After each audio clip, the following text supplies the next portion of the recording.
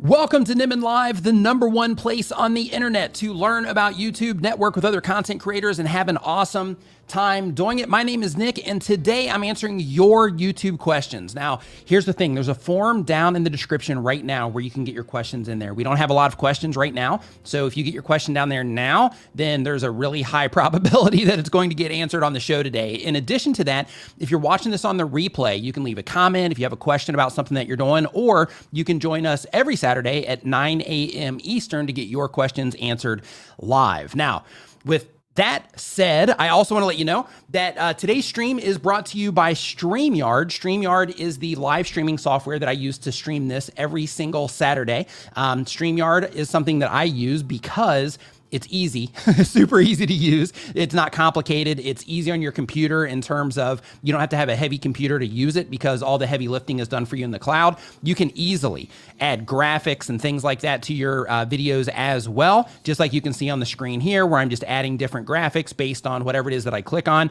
And the best part about it is, one of the best parts about it is if you want to bring somebody else onto your live stream, all you have to do is just copy a link directly out of this, and then you can just send that to them on Facebook or email or Messenger or whatever, and then they can come back in regardless of if they're on a computer, if they're on a mobile device, or anything like that. They can come in from anywhere. So in addition to that, TubeBuddy is also a sponsor of today's show. TubeBuddy is the #1 browser plugin for YouTube content creators, the #1 tool for YouTube content creators. TubeBuddy was built for YouTubers. It'll help you optimize your videos for discovery. It'll help you test your thumbnails to make sure that what you're doing is effective. It'll help you optimize your videos for search as well. It'll help you bulk update your videos if you need to do any type of changes to links or anything like that across all of the videos that you have.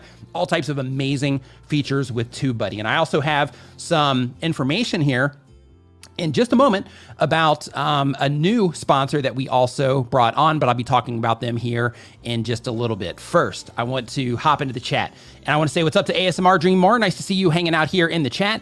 Baking with Charlene, what is going on? Nice to see you here as well. Wolfpack saying, hey, I love your vids. Thank you, Wolfpack, for the kind words. I'm glad that you are enjoying the content. Dave and Deanne throwing caution to the wind. Good morning to you as well. Iron Wolf, what is up? Nice to see you here. We got a message here saying that they're already using TubeBuddy and it's awesome. And Veron Quatra says, Nick, can you explain how this video is any different from the million other similar titled videos on your channel? Absolutely. This video is customized, or this live stream is actually customized based on the questions that people ask. So where each video on my channel is about a specific thing, this stream is about all of the things. So if there's anybody here that hangs out in this live stream on a regular basis, you can just go ahead and mention it in terms of, like the value that's going to be, pulled out of this live stream. But, this thing just morphs as we go along. I'm live for usually like 3 hours, and I'm just answering questions pretty much the whole entire time, like I just answered yours. So that's what's going on here. Paul Peck Drywall 2, what's up, man? Hope that you're doing awesome. Now, I also want to let you know, if you are watching this on the replay as well, I do want to let you know that you can, skip around the live stream a bit if you would like to, because there's a lot of different information that's shared during the live stream. Like I was just going over with that comment, we talk about all things related to YouTube. We talk about getting views and subscribers and making money and watch time and like the mind state and like keeping your mental health together. Like everything is what we talk about here in the stream today. So feel free to skip around. I guarantee you'll find something that will help you with what it is that you are doing on your YouTube channel. Mr. Camera Junkie, what is up, man? Hope that you're doing awesome. Doug Hewson, YT, what is up, my man? I hope that you are doing great. ASMR Dream More. Welcome to the Nimminati. Welcome back to the Nimminati.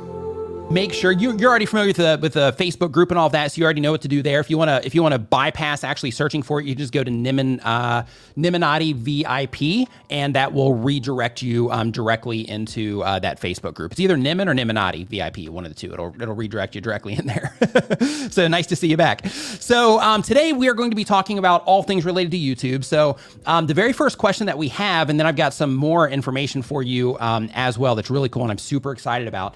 But the very first question here, just so we can go ahead and just start getting some value coming in on this today, is from Pieces to Props. What's up, man? I hope you're doing great. Says they have a channel where they make props from popular movies and anime out of EVA foam, and they show people how to do it. Super cool. The goal of the channel is to have have fun, build a community of makers, and make enough money to do YouTube full time. The question: hey, Nick, I'm having trouble trying to figure out what next prop or thing that I want to build. I can make things all day, but I don't know how to find out what people are searching for. How can I research things so my video can be search worthy? And please explain, as if you're talking to someone who doesn't know much about research, since, well, I don't know how really, or do you have a video on how to use something like Google Trends? So when it comes to coming up with video ideas, I do have multiple videos on that. So for everybody watching this right now, if you are, if you have something to where you're like, hey, I wonder if Nick has a video on this, all you have to do is go to the search bar at the very top of YouTube. You can do this on a mobile device or on a computer, and just type in my name first, and then type in whatever it is that you're trying to figure out. So in this situation, it would be coming up with video ideas or researching or even using trends. If you go and you look for that, then there'll be videos that will pop up that will help, lead you in the right direction there. But when it comes to trends, there is something called Google Trends. So who here, just by a show of a me, you can just say me so that I can identify it. But who here is interested in just getting more views and getting more activity happening on your channel? And with the type of content that you make, you think that trending topics might be something that you can fall into, but you don't know where to go to actually find that information. If that's you, let me know right now. And if that's the case, then I'll actually pull something up on the screen and I'll try to help you out in terms of showing you exactly what that is. Chelsea, a perspective. Super chat. Thank you for the super chat. I appreciate it. And Chelsea, a perspective says, I started following your channel recently and I have seen significant improvement already. High five and fist bump to you for getting those gains. And more importantly, for, like when you hear the stuff, just saying like, hey, let me try this and let me apply this stuff that I'm learning and see how it works out on my channel. And you're getting those gains. So high five and fist bump to you for that. Bill Gates in the house. What's up? What's up? Imposter. So good. Okay, so as we keep going through the list here, so we got a lot of me's. Okay, so here's what I'm going to do. I'm going to pull up Google Trends and I'm going to actually show you what you need to do in terms of Google Trends. So in order to find this, let me share my screen here.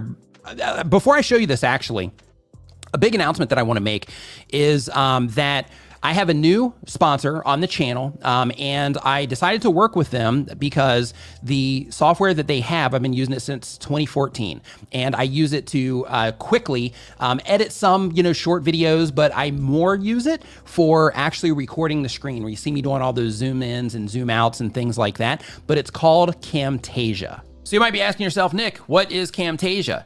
Camtasia is a video editing and screen recording software. If you've watched my videos, you've seen me record the screen where I zoom in and out, add cursor effects to keep people focused on the thing that I want them to look at and so on. Camtasia is what I use to do that. I've been using it since 2014. You can edit videos with it, you can screen capture with it, you can do voiceovers with it, you can add graphics to it, and the best part, it's really easy to use. You can try it for yourself by typing camtasia.com into your browser, or you can follow the link in the description of this stream. They have a free trial, so you can experiment with it and see how cool it is. And in addition to that, a really cool thing is I actually made that entire thing, because that was a video. So I made that entire thing inside of Camtasia, but you can see all the zooming out, and it also has something called annotations, where you can have like arrows pointing to things and all that, and it kind of sketches them in for you as well. But I've got videos coming on it, and I'll be spreading a lot of awareness about that. So you'll hear about Camtasia quite a bit. So super excited to be working with them. It's an awesome tool. I've been trying to work with them for a long time, but we finally made it official, and I'm super excited to have them on board. So when it comes to Google Trends, for everybody that's hanging out and wanting to see the information here on Google Trends, I'm going to share this, and then we widen it up here just to make sure that there's enough on screen for you here. But when it comes to trends, basically, if you just go to trends.google.com, which you'll see right up here at the very top of the screen, then what they're going to show you here, and let me change this.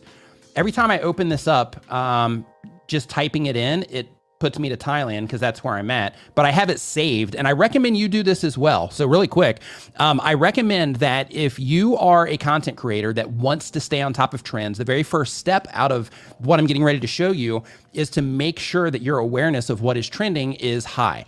And the way that you do that, the way that I do it, I should say, is on my computer. Now, of course, if you're only a mobile user, it's going to be a little bit different. But on my computer, inside of Google Chrome, you have the option, if you go into settings, to where when you click to open Google Chrome, it can automatically open up some tabs for you on some things that you want to see. So the things that I have set, just as a quick thing, you know what, let me just go ahead and show you what I have set up so you can actually see what that is as well. Give me 1 second here.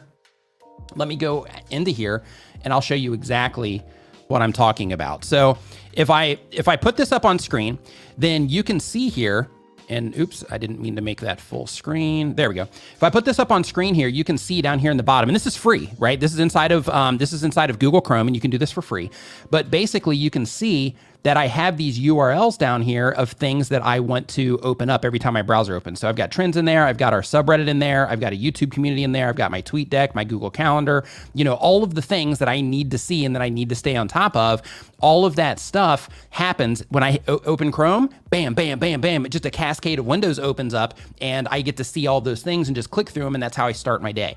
So then that lets me stay on top of things, and if I know somebody that makes a certain type of content, I see something, I might send them a message or something.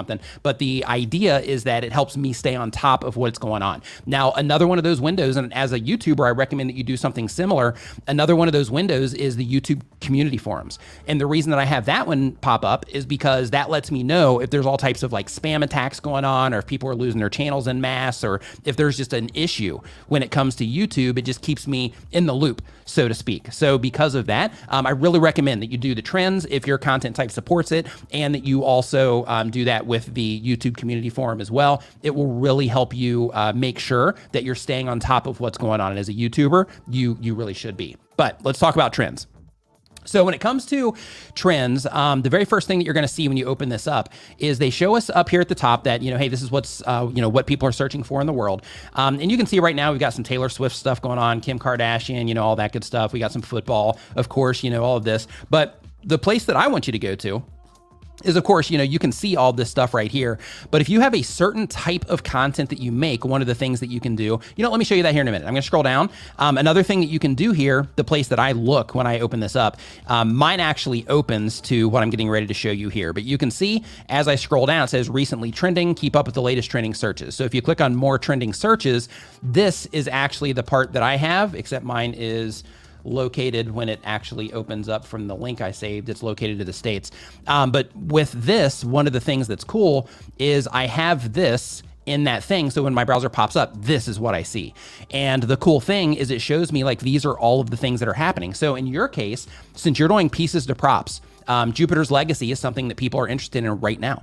And those people are, they're interested in the show, but there's heightened awareness about Jupiter's Legacy right now. So if you put together something that's really cool, you put an epic thumbnail on it, and I'm talking specifically to pieces to props here who answered this or who asked this question. But if you put this in, right, and you go and you look at all their props that they have on their set, and you find the iconic things, the stuff people are attaching to, and you make some things about that, you make an epic thumbnail for it. What you do when you make that piece of content is when you publish that, you're publishing something that has a heightened amount of interest on it at that point in time. And people that are interacting with all of the things around Jupiter's Legacy, you're giving yourself the opportunity to tap in and be suggested next to some of that content.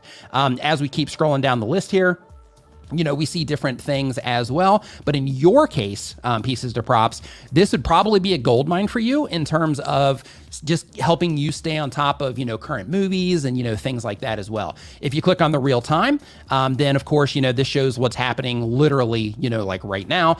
And then another thing that I want to show you as well. So let's say that you are doing something about, let's say, what would be popular right now? Let's just say electric cars. And you put electric cars in here. Another thing that this is going to show you in trends is this is going to show you the trend lines of, hey, this is the interest in electric cars over time. This is over the last 12 months. And of course, you can narrow this down to the last 4 hours if you want to really see if something's, on the, like if it's still going up or if it's kind of over and it's on its way down. But as a YouTuber, you should look at this from the web search like I'm showing you right now, but you should also click on the web search drop down here and you should go down to YouTube search. And then when you go down to YouTube search, this is going to show you information specifically catered to what people are looking for on YouTube. Okay. So with your type of content, you can put things in like this. Now, other things that you can use this for is if we scroll down the page here on YouTube, we can see that people are looking for electric motor, modeled car, electric cars 2021, best electric cars 2021, electric cars, that sort of thing. And it gives us, just some ideas of things that people are looking for around it. Now, another thing that's really cool, and this applies to everybody, and it doesn't matter what type of content you make on your channel. If we put in electric automobiles, then another thing that's cool is you can start to understand the language that people are using to look for things. So, you might have somebody that's like, hey, those electric automobiles, right? And then you put that in, but then you compare it to electric cars, which is easier to say, but they show you that people are looking for electric cars way more than electric automobiles. Let's say that you also have a cooking channel and you are trying to figure out, hey, should I make a video on cakes or brownies? Let's be a little bit more specific here. We're going to do cake recipe, and then we're going to do brownie recipe. And this is part of research, right? Is figuring this stuff out and really fine tuning this to your audience. So what we can see here is if you have a cooking channel, that there's a much higher amount of interest around cake recipes than there are brownie recipes. So if you're wanting to make sure that as part of your content schedule, you're putting out stuff that has a higher amount of interest attached to it, then in that case, you want to consider making cake recipes, part of the thing when you're at that crossroad of, I would love to make a brownie recipe video, but I would also love to make a cake recipe video. What should I do? So using this, and I encourage everybody to, dig into this when you get the opportunity. But using this, you can really uncover some really awesome things about your content, the people that are watching your content, the trend lines, just in terms of, how people are interested in it over time. So that you can be like, hey, I'm getting ready to start a YouTube channel. How many people here are thinking of starting a YouTube channel, but you don't have one yet? If that's you, let me know, because this is another thing to where you can say, hey, if I'm getting ready to start a YouTube channel, I've got all these things that I'm interested in, but I know that it's best to, at least when I'm starting, to focus on one thing. So you can start putting those things into here, and you can look at the trend lines like, hey, this one's actually on the lift right now, where all the other ones that I was thinking about, they're either pretty stagnant, which can be good, or it's on its way down. So then you can say, hey, in that case, I'm going to go on the one that's more popular if you want to, give yourself that chance of tapping into that heightened, interest around the channel that you're going to be starting in that scenario. So hopefully that made sense to you, pieces and props, and everybody else. If you have any questions, definitely let me know. If you're a channel member and you have questions, definitely, feel free to post them in the group, and make sure you tag me when you do.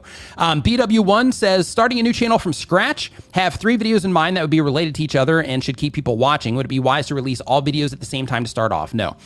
So what I would recommend is that you just publish, the video, like the first one, and then publish a second one maybe a day or 2 later, and then publish a third one like a day or 2 after that. So then you have those 3 going out relatively quickly, but they're not stepping on each other, especially with a brand new YouTube channel. Let's see here. So next up on our list, we've got Star Wars fanatics. Oh, and I forgot this. Super chat. For the last one there. And then we've got Star Wars Super fanatics chat. and Cat says, hey, my name is Torsten, and I'm recently a new creator, and I'm having problems getting my videos noticed. Have you got any tips for me? Boy, do I have tips for you.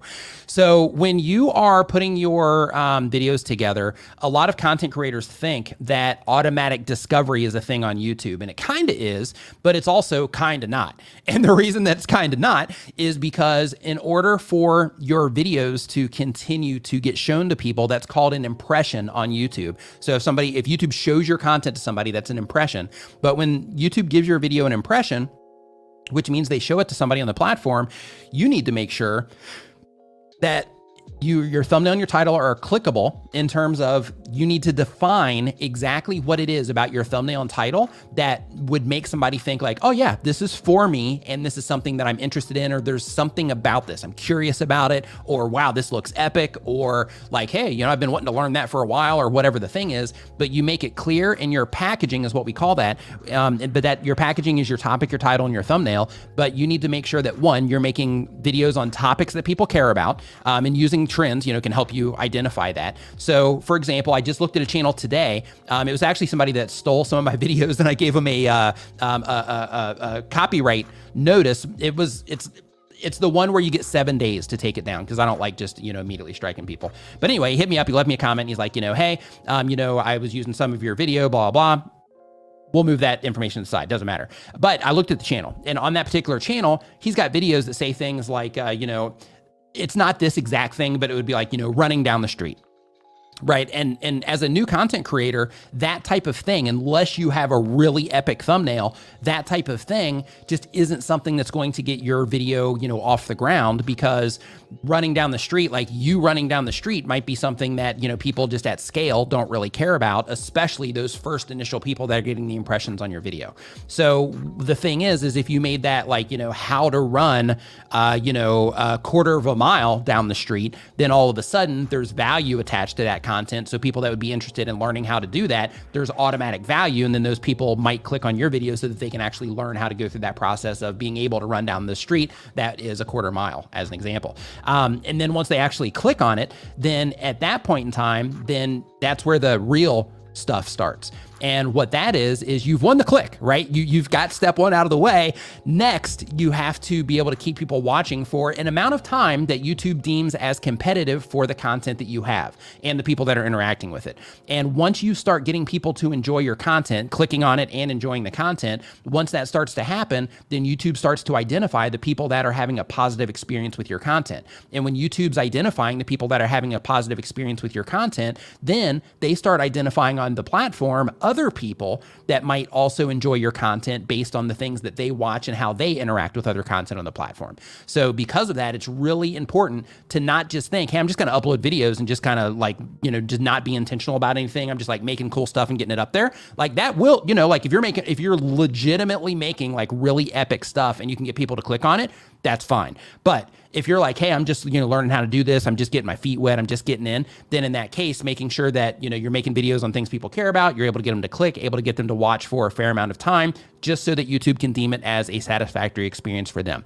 I have a video on my channel called, I just put it out like a week or two ago, and it's called How to Get Views on YouTube According to YouTube. Watch that video. I've got screenshots in there directly from YouTube. I've got screenshots in there from the Google Help Pages side of YouTube. I've got all kinds of screenshots in there that show you exactly from YouTube what's important to them in terms of them showing your videos to more people, how to actually make that happen in terms of, your audience retention, and them literally saying in multiple places in their documentation that, I'll actually show you. Let's just do it this way. I'll show you right now one thing that they show. So in the meantime, while I'm looking for this. If you're enjoying the show, remember to give it a thumbs up and share it with a friend right now. Okay, so the thing that I'm getting ready to share with you, and I see the super chats come in. Tom, welcome back to the Nimmin man. I'm going to, I'll address all of these here in just a moment, but let me pull up this screenshot here really quick so that I can just kind of give you an idea of what it is that I'm talking about. Let's see here. Let's go to the Academy. The Academy is the YouTube Creator Academy. It's free and it's provided by YouTube. Let's see here. Watch time references. Let's go into this. Okay, so let me see if I can share this properly. I should be able to, but let me just double check. Okay. So right here in this one, right out of the gate, I'm going to take your message off the screen there just so everybody can see this properly. But, one of the things that they say right here, and these are just references to watch time because they talk about, ways that, you can get views. But one of the things they say here is that if viewers don't stick around because the video didn't meet their expectation, you'll see a drop in here's the part that I want you to think about. You'll see a drop in your audience retention, which can result in your video being less likely to be recommended on YouTube. Okay. So this part is about writing good titles that don't mislead people, right? This is writing titles that people will respond to where you accurately describe the video, or you're compelling while you're describing the video. You're letting them know legitimately what's in it. You're not just trying to get people to click for the sake of getting them to click. In addition to that, another reference about thumbnails is if your thumbnails and titles don't deliver on their promise of what's in the video, viewers tend to leave almost immediately. And this is the key part right here, which can limit your discoverability on YouTube. Next, the longer you can keep people watching on YouTube because of your content, the more your content may get surfaced. Okay. So because of that, it's really important just to make sure that when you are approaching YouTube and you're making your content, that you look at it through the lens of this is a really competitive platform. There's a lot of really awesome content creators on here. Hey, Roger, what's up, man? There's a lot of really awesome content creators on here. And if I'm going to do this, I got to come to play. I won't say that. If you're making videos and you're like, hey, I just love making videos and I just love putting them up there, and if I get, like 3 people watching, that's cool. No problem at all with that. Then in that case, then you can disregard what I just said. But if you're somebody that's like, hey, I want people to watch my videos, I want to grow a community on YouTube, I want to, be consistent in terms of the views that are coming in, maybe get some ad revenue from this, all of that, then in that case, you have to look at it as like, there's a lot of really good content creators on here. And when YouTube has the option to show content to people, I need to get myself to the point to where I'm able to make content and able to make thumbnails and titles in a way that people will respond positively to them, so that when YouTube YouTube system has the choice of, hey, we're going to show Hot Trades video here, or we're going to show Doug Hewson's video here, or we're going to show your video here, then in that case, if it's looking for which one performs better, like you want to make sure that you're in that top, one spot if you can, because then your video will end up being shown to more people compared to the other people that you are up against, so to speak. So, because of that, how people respond to what it is that you're doing is critical, and you need to understand that. You got to make sure that you take that approach of, all right, I'm on YouTube. Like if I'm going to do this, I'm commit, right? If I'm going to do this, I'm going to commit to it, and I'm going to, come at it from a competitive perspective.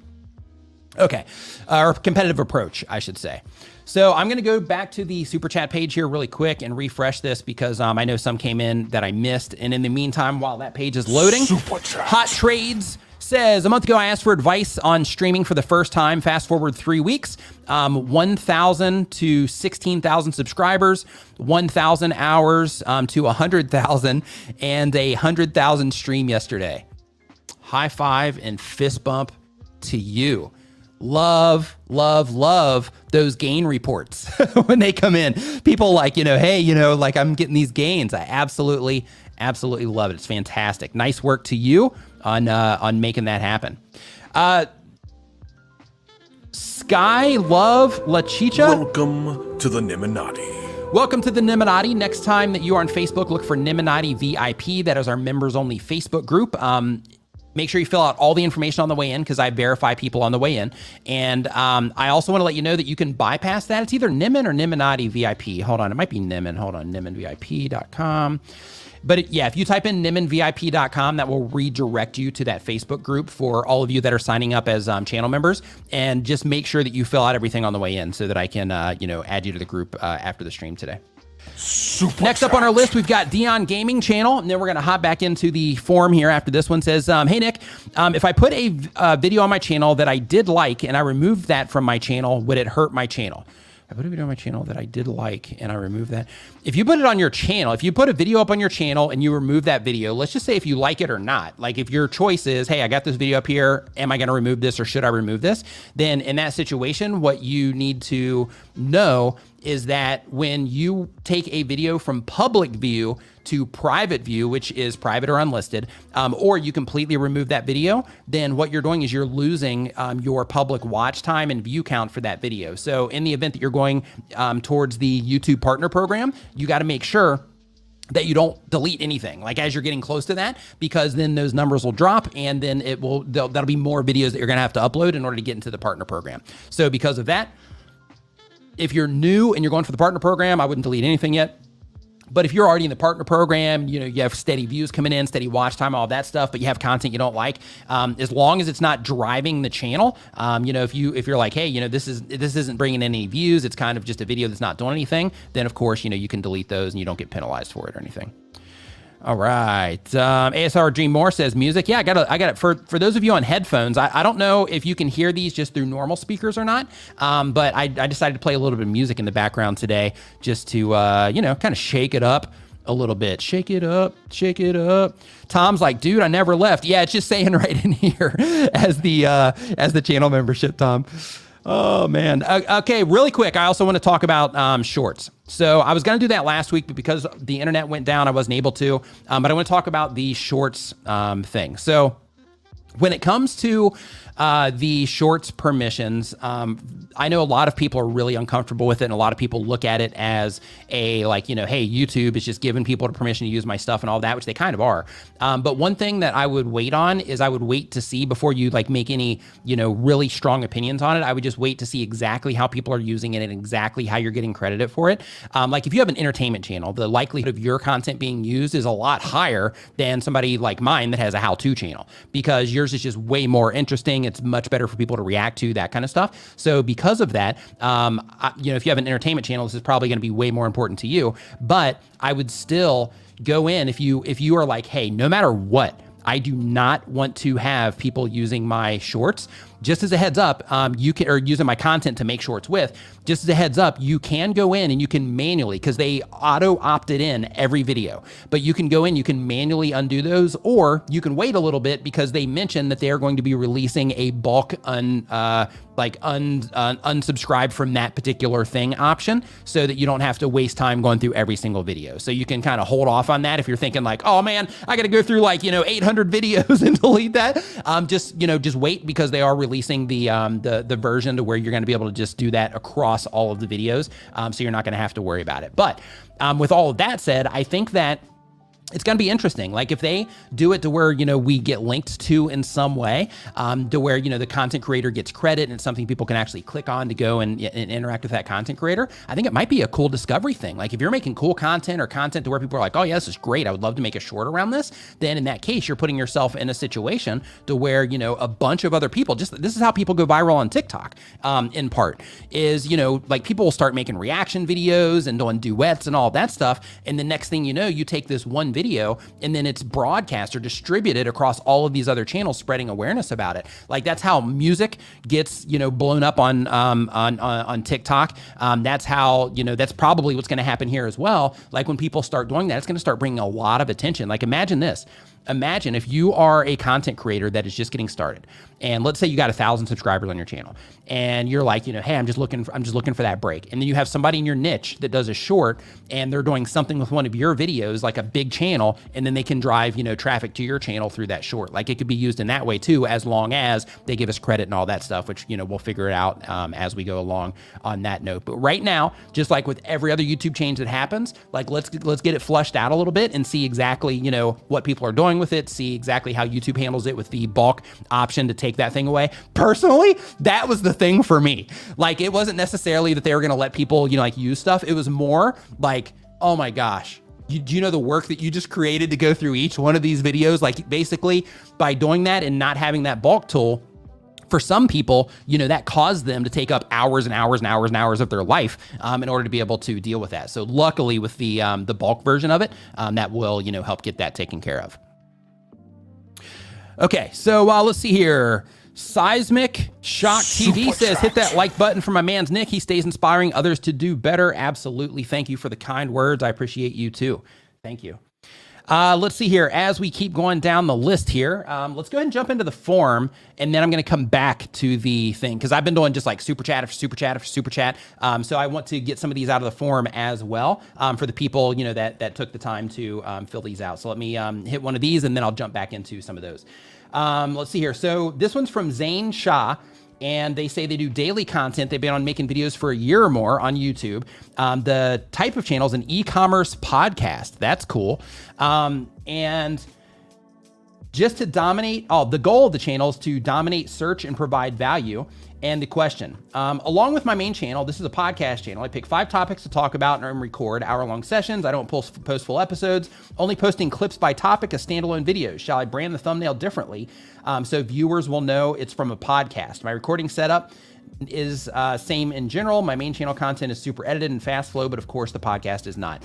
So 2 things that I would consider. 1, I would test that content in your channel, see how people respond to it. If they respond positively, keep it. If you find that people are just not responding to it the same, then you might want to consider another channel for it, or just be patient and let that audience develop with that content as well. So if you are taking just the clips and not the full episodes and you're dumping them on your channel, having something for your regular viewers so they could identify that it's a podcast, I think is okay. But if you're like most channels on YouTube that are thriving, you will have a much higher percentage of non-subscribers coming to your interacting with your content than people that are subscribed. And when that happens, then that little mark on there to identify that it's a podcast clip is going to be of no value of whatsoever to those people, because those people aren't even going to know anything about that until they actually see it and click on it. So because of that, it's definitely something you can do for the regular viewers, but I wouldn't like stress out about it, because, all those new viewers that are going to be interacting with that, they won't even know what it means. So, because of that, it's just balancing out like, hey, I'm doing this for my subscribers, or I'm doing it for,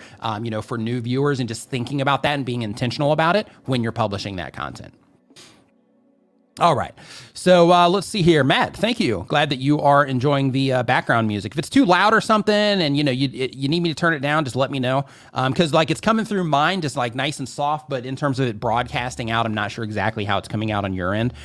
So because of that, if it is too much, definitely, let me know. I can turn it down. Jeff, what's up, man? Hope you're doing great. Let's see here. As we keep looking down here, we got Puppet Jet Learning Video. Says videos in YouTube can't get views.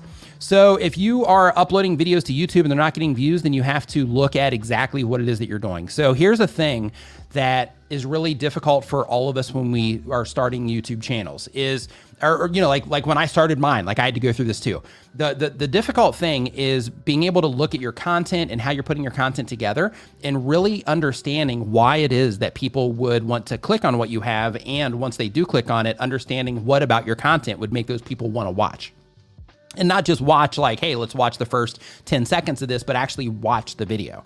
It's really important to be able to do that because when you can define it, and here's the thing, oh, my video's funny, or my video is informative, that's not enough. You have to be very specific about it. And you have to be specific about, okay, the first, 30 seconds of this video, why would it be important for somebody that would be interacting with this that has never seen my content before? Why would that person find this particular part of the video interesting enough or informative enough, or at least hook them enough to where they would want to continue watching your video? In terms of your thumbnail and title, same exact thing. For the people that I'm trying to reach with my content, what about this would make those people think, wow, I got to click on this. I got to see what's going on here. I see that you have Puppet Jet Learning Video. I don't know if you're making videos with puppets, but if that's the case, then you have to think to yourself, okay, if I'm making videos with puppets and I have puppets on my thumbnails and all that good stuff, how am I framing all this? How am I packaging all of this up that would make somebody think oh, I bet this is going to be funny, or I bet this is hilarious, or I bet this is, going to be interesting, or whatever it happens to be, to where it would encourage that person to click on it based on what matters to them.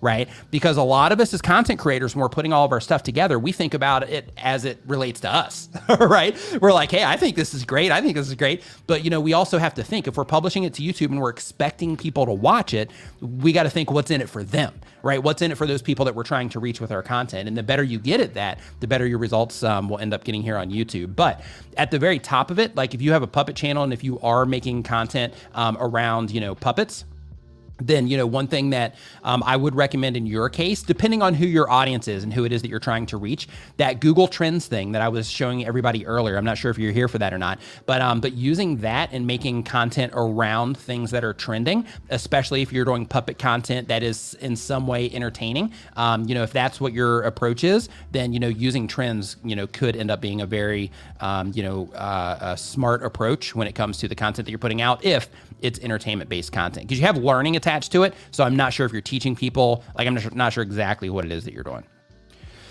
Jennifer Levoy, hope I'm saying that right. I apologize if not. Welcome to the Nimminati. Nimmin VIP, if you put that in, it will take you directly to the Facebook group. Make sure you fill out all the stuff on the way in, because that's how I verify that you are a member there. Welcome to the Nimminati. Looking forward to seeing you in there. Welcome to the Nimminati. U2 Unbox Unicorn, same exact thing. Just go to Nimmin VIP. It'll redirect you there. Fill out all the stuff on the way in, because when I talk about it here on the streams and when I say hey, this is the place to go, then I'll have some people that'll go in there and some people will go in there and I'll get a lot of requests sometimes for that group. And I have to go in, take them out and all that stuff. So just make sure that you fill out everything so I can verify it on the way in.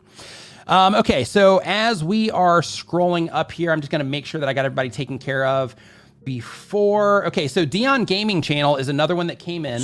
Dion Gaming Channel says, hey, Nick, if I put a video on my channel that I did, okay, we did that one already. Let's see here. Hot Trades, we got that one. BW1, we got that one too. Puppet Learning. Let's see here. Chelsea Perspective, got that one. Dottie the Psychic. Super chat. Thank you for the super chat. Super sticker, I should say.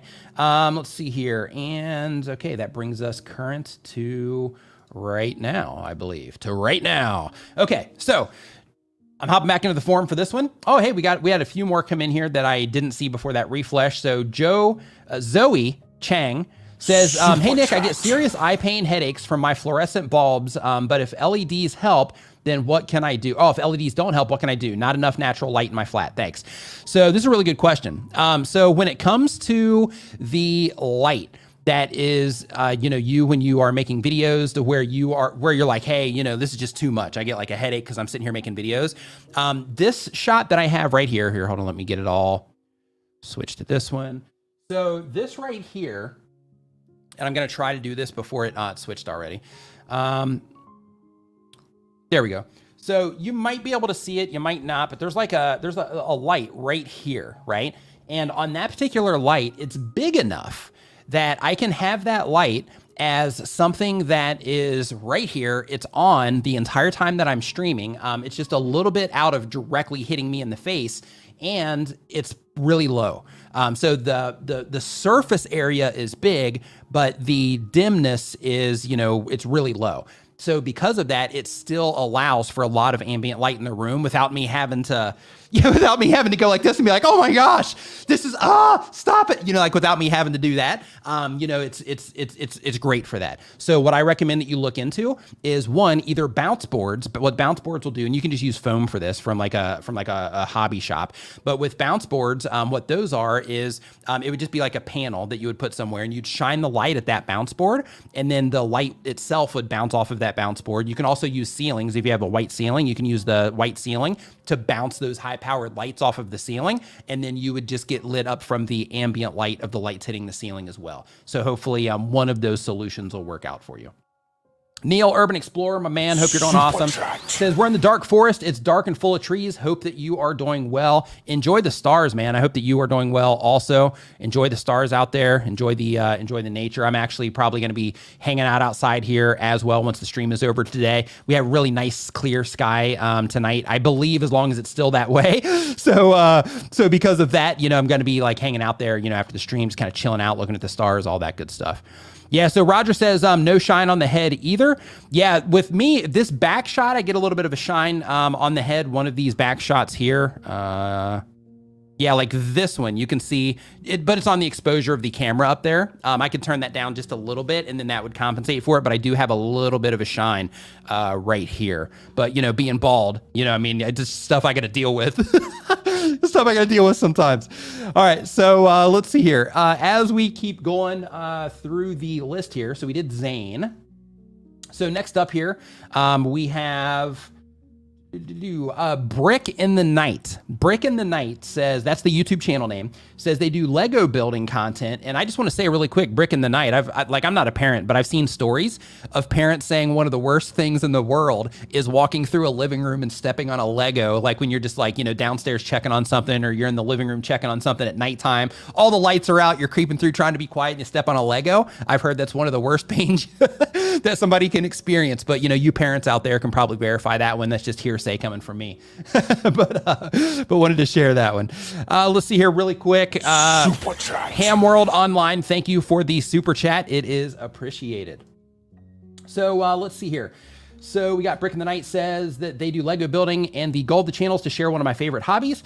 And the question is, I finally hit 100 subscribers. Thank you for all that you do. High five and fist bump to you for that first 100. Just as a heads up, after about a week, maybe week and a half, you're going to get a notification in your dashboard where you can get your custom URL. And what that means is at the very top of YouTube, if you type in youtube.com, that's a URL. So right now, when you go to your channel, you're going to see youtube.com/ a bunch of just random like letters and numbers. That is your ID for your channel. What you can do is you can go in, that link will still always work, but what you can do is you can go in after you get that notification in your dashboard and you can get youtube.com/ your channel name, as long as somebody else doesn't have your channel name already. If somebody has your channel name already, then you're gonna have to come up with another variation for it. This is why it's very helpful to have a unique channel name, but you'll be able to secure a channel name for your YouTube channel, which will make it easier for you to send people there and things like that, sharing links around the internet and whatnot. But the question is, in your last stream, you said that after 100 subs, you can change your YouTube link in your channel name. How? That's hilarious. So I just went through that without reading the rest of the question. I guess I should have read the rest of the question. But yeah, so you're just going to see that notification pop up. It usually takes about a week, sometimes a week and a half. And then you'll be able to go through that process. But all you have to do is just click on that. And then you'll be good from there. It'll take you through a process of doing it for you. Or with you, I should say. They don't really do it for you. They'll do it with you. Let's see here. Next up, we've got the evilest gamer. Sounds pretty shady to me. Sounds a little bit like, the evilest gamer. Yeah, I'm guessing there's probably some evil gamers out there. So the evilest gamer, like that's really putting yourself in like a spot, right? It's like, hey, I'm the evilest gamer there is. Okay, so the content has been uploaded for a year or more. They have a gaming channel. The goal is to play games, have fun, and grow as a channel. Also collab. I like to collab. Question. My question is about editing a certain number of videos. I have one video that I'm currently editing, and I want to know whether I should record other videos while I edit, even though the one I'm editing is a massive project. Thank you. Have a great day. Oh, and wear a mask, get the vaccine, and wear your seatbelt and all the other safety purposes. So when it comes to, let's see here, editing your videos and deciding like, hey, should I make more content while I'm working on one? Absolutely. So as a content creator, you're going to get a workflow together over time. Roberto Blake in the house. What's up, Roberto? Hope that you are doing awesome. Roberto loves your name, by the way. So as a content creator, part of the gig, in terms of if you want to do this, as efficiently and effectively as possible, is you're going to get some kind of workflow together. And what that means is you're going to, over time, if you're not already, you're going to end up building the process of creating content into your lifestyle, because it's just something that you have to do if you want to do it continually. Just like if you wanted to start going to the gym all of a sudden, you got to make place for it in your lifestyle, right? YouTube's the same exact way. If you want to create content on a regular basis because it takes time, then you have to work that into your lifestyle. So the very first thing that you have to think about is, okay, if I'm doing this massive project, but I want to keep uploading videos to YouTube, then I need to figure out how to get more of that faster content out while I'm working on the bigger pieces of content. One thing to keep in mind though, is big projects, if you do them really well, like you might only need to upload once every 2 weeks or once a month or something like that, and that can be okay. However, what people typically do on YouTube is they upload, like once a week, twice a week, 3 times a week, something like that, so that they can publish a lot of content, which means that they're increasing their chances of, possibly having one go bigger than the other ones.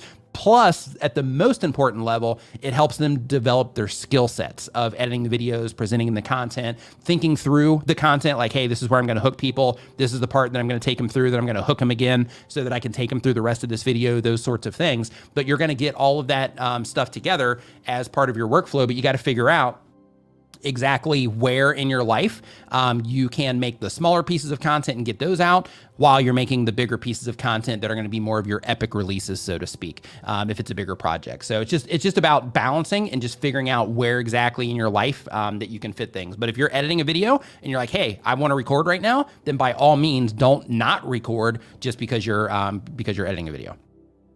John talks trumpet. Super chat. What's up, Nick? What's up, John? Says, just got my first brand deal. Boom. Any advice for smoothly integrating sponsored pre-roll and mid-roll ads into my content or ads in general? First off, let's talk terms of services. So one of the things that you need to make sure that you do is when you do have sponsored content, you got to make sure that you check the box inside of your YouTube settings. So hopefully you know where that's at. But basically it's part of your upload process. So what you're going to see is when you are, filling out your title and description, all that, if you keep scrolling down the page, then you're going to have a little option to see more down in the bottom, or just a more. If you click on that, then there's going to be an option down there to click a checkbox to let YouTube know that that content is sponsored. And then they're going to put that little disclaimer on the front of it, like you probably saw when you came into this video.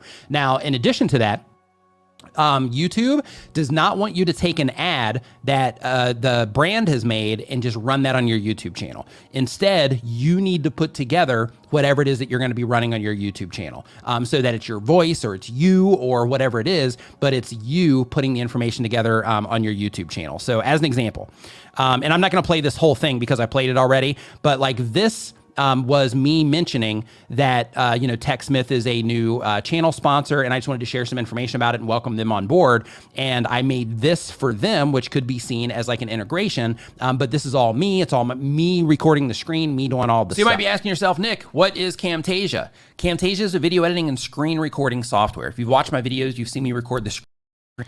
But the idea is that it is something that, that I put together. And then, when I include that in my videos, then that's okay in terms of, I'm following the rules on YouTube, right? So you got to make sure that you do that. I just want to get that out of the way so that you can make sure that you know that, just to be on the safe side, because I don't know who you're working with and all that. And in some cases, people will want you to put their stuff in your video, but you need to just make sure that you are not taking like a pre-made video ad and then running it on your channel, because they don't like that.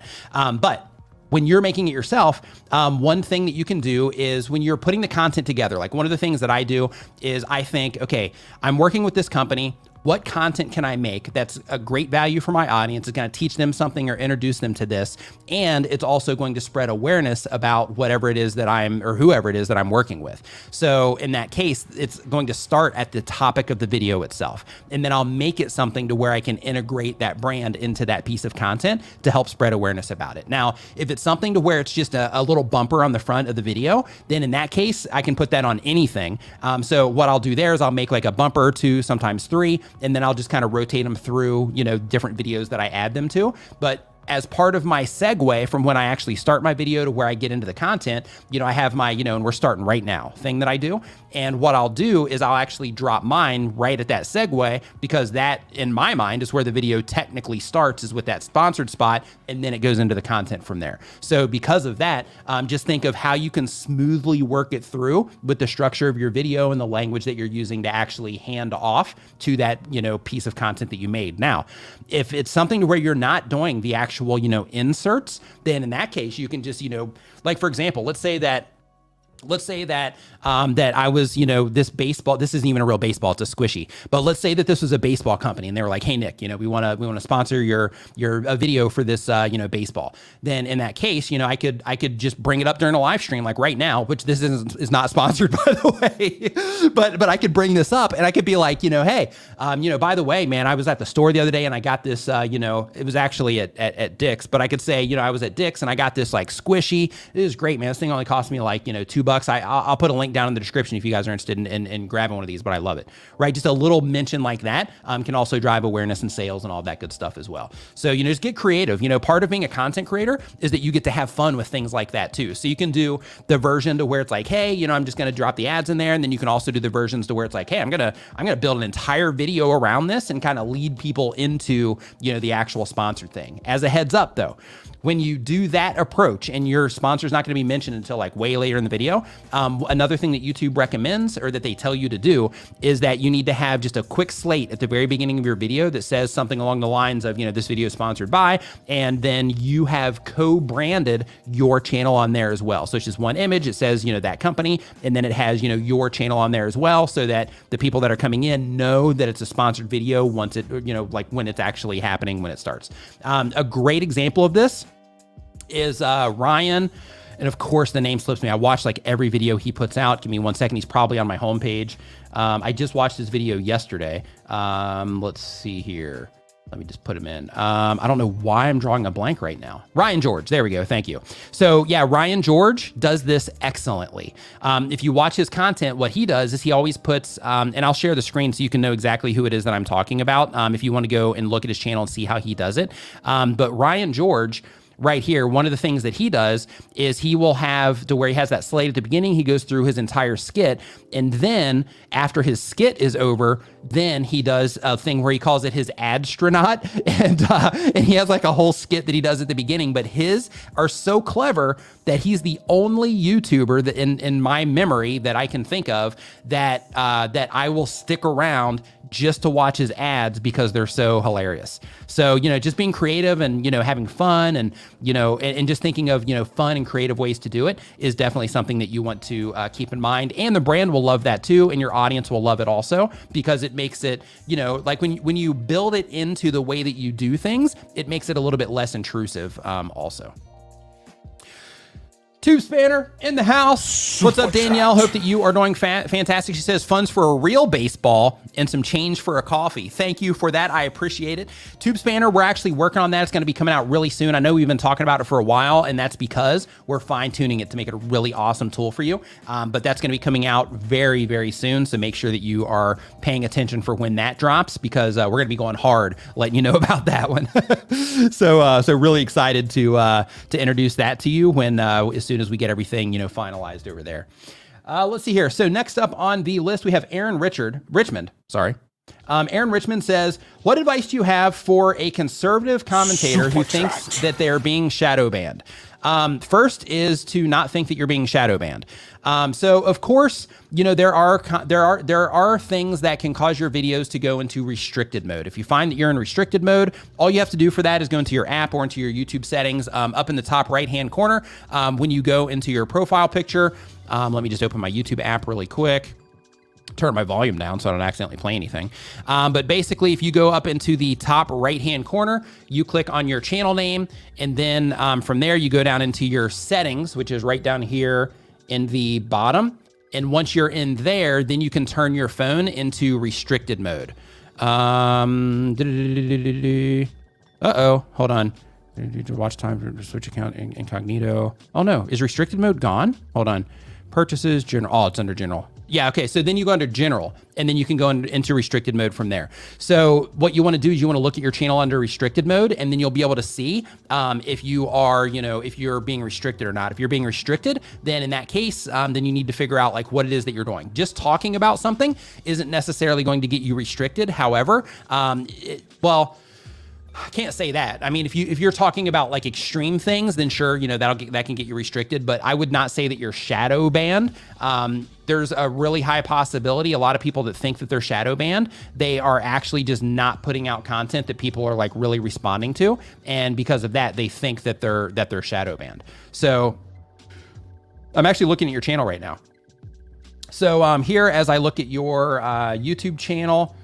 Yeah, so things that you got to keep in mind is, when you have a firearm in your thumbnail, things like that can cause you to go into restricted mode because that content is not appropriate for everyone. So things like that can cause you to go into restricted mode. So that's where you want to look. That is where you want to look. And as a matter of fact, if I still have these screenshots available, give me 1 second, and I think that I have one here as well. Let's see here. Is this one under tips? No. You know what? I'm not gonna pull this one up, but basically the thing is, in the one that I was wanting to pull up is that they have a right here, maybe. Yeah, here it is. Okay, I can show it to you because I do have it handy. So you'll find this specifically interesting for the content that you put out. But one of the things that they say is how do impressions relate to monetization. And they say if a video is not suitable for a broad audience, according to our community guidelines, is where, that fine line comes in. It can limit the number of impressions a video gets. And again, an impression is when YouTube shows your video to somebody on the platform. Okay. So because of that, just keep those types of things in mind. Roberto Blake says politics tend to end up in restricted regardless of political alignment.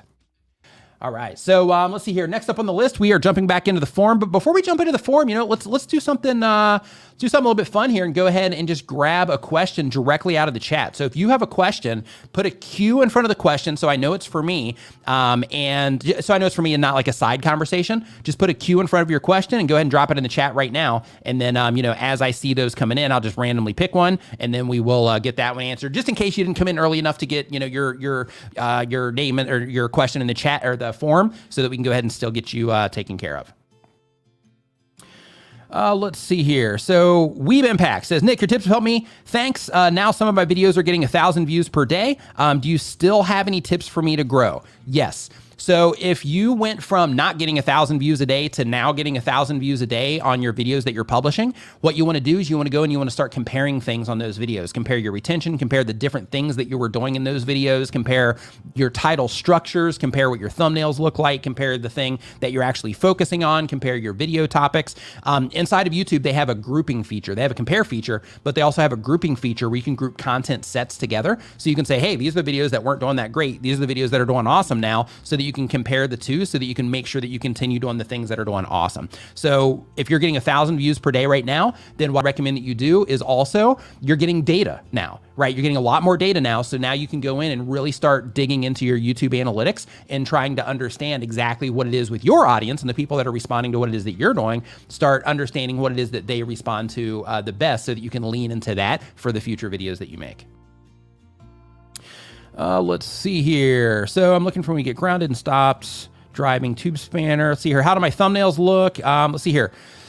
Should I let YouTube auto place ads? That one's a personal choice. So for me, when it comes to mid-roll ads, I don't use them just because I want people to just, get through my videos and all that good stuff. Like, I don't want to just keep hitting you with ads every time, even though I would make more ad revenue. So for me, I don't even use mid-rolls on almost everything. I have, but I don't use them on almost everything. In terms of letting YouTube auto pick, I would if I was using them. And the reason that I would is because they know when that right point is for the viewers based on how they watch stuff and things like that. So I would let YouTube auto pick it as long as you're not building in things like, and hey, right after this, which I still wouldn't do, because in that case, you're making it awkward for the people that don't get ads, because not every view gets an ad view on it. So because of that, for me, I would let YouTube do it, because YouTube is way smarter than I am in terms of, their system figuring out for every single viewer that comes in and optimizing that ad impression for that person. Instead of thinking like, hey, I'm just putting it here for everybody, YouTube will be able to better place it based on how people are interacting, or not how they're interacting with your channel, but just how they interact with YouTube in general when they're watching videos and how they've reacted previously when they've gotten ads. What is going on? Nice to see you here. So Vexil CS says, does uploading often help grow your YouTube channel? How many people here, you can just say me or I do, your call, but how many people here think that if you just upload more, that your channel is going to grow faster? Just give me a me if that's what you are thinking right now, based on, all the different stuff that you hear about YouTube and, all my videos that you've watched and things like that. I just want to see how much you're paying attention. Red Thingy, welcome to the stream. Nice to see you here, saying that you are new. Welcome to the live stream. Awesome community here. We're all YouTubers, so you're in your crowd here. So welcome to the stream. Okay. So here's the thing. Yeah, see, we've got a caveat here. This is what I'm talking about. So Wayne Allen says, me, provided it's good content, right? And that's the key part of this that I want to share. That's why I was asking. So when you are uploading videos to YouTube, just mass uploading doesn't do anything for you. The idea is that when you're publishing content to YouTube, it needs to be content that people are responding to. If you're uploading content and people are responding to it positively, and you figure that out, like, hey, I can get people to click, I can get people to watch, now let me just start trying to upload more. In that case, then it can bring more views because you're putting out more content that is effective, right? However, if your content, you can't get people to click on it, like you can't get views, like no matter what you do, you can't break like 100 views, for example, then in that case, then I would not just try to mass upload, because you're not necessarily improving along the way. In that case, you're just trying to win by volume. And on YouTube, that used to work, but now it doesn't work anymore. Everything is response-based. So because of that, just uploading for the sake of uploading, that's not going to get you anywhere. But if you upload good content to YouTube, then in that case, then it can definitely bring in more views, because you're just uploading more really good content. Now on the other side of that, let's talk about the other side. So does uploading more help you grow your channel? It can if it's effective content, but uploading less can also help you grow your channel as well. So if you make really, really good content, like some of the channels that upload like one time per month or, bi-weekly, if you make really good content, you can get away with doing that too. So the idea is that you just have to be really good at getting people to click, getting people to watch and all of that. And then you also have to balance it with your life, and you have to balance it with what it is that you're trying to accomplish with your channel and all of that. But, uploading can help you grow the channel faster if you're uploading, quality content and people dig it, but it can also go the other way to where you don't have to upload all the time, as long as you are making good quality content and you have a good content strategy together. So another thing that's beneficial is like my brother D, for example. So even though we've both been a little bit inconsistent, over the last few months, he's been inconsistent for the past, I don't know, probably 9 months or so. And it's okay in his case, because he has a steady, rock solid, steady amount of traffic coming into his YouTube channel just based on all of his search placements. So because of that, he can take off for quite some time, and he still has a lot of activity happening on his channel. So then when he starts publishing again, then he can kind of ramp everything back up relatively easily. Now, if he was a brand new channel, totally different scenario. Brand new channel, no videos ranked or anything like that, then it would be a bigger hurdle to get that ball rolling again. But all it takes is one video to start that engine rolling, the way that you want it to. Okay, so I'm going to jump into the forum here for the people that have put their question in the forum, and then we will go back into the chat after that. So let's see. I was rhyming there. So I'm jumping into the forum, and then we're getting back into the chat after that. So says they don't have a channel yet in this one, and the type of channel is going to be memes, and the goal of the channel is to entertain and comment. And the question, hey, so people never watch my premieres and I don't get any views, any tips on how to get videos and people's recommendations. Good content. Good content is how you get into people's recommendations. Good content that people watch together. So one of the things, and I put this in that video that I made recently too, but one of the things that YouTube tells us, and since we've been doing it this whole time, we're going to do it again. So one of the things that YouTube tells us inside of the YouTube Creator Academy, and again, this is free, is that, and I'm going to share this for you as well, just because I want everybody to fully understand, what's going on here and what it is that you're working with and what YouTube wants. So one of the things that they tell us here is they say that, and I'm going to make this bigger. Here, give me 1 second. I'm going to make this bigger just so you can see it a little bit better. There we go. Make it bigger this way, maybe. How about I just zoom in this way? I wonder if this will do it. Oh, look at that. Yeah, you can probably see it better now. Okay, one of the things that they say here is that suggested videos are ranked to maximize engagement for the viewer.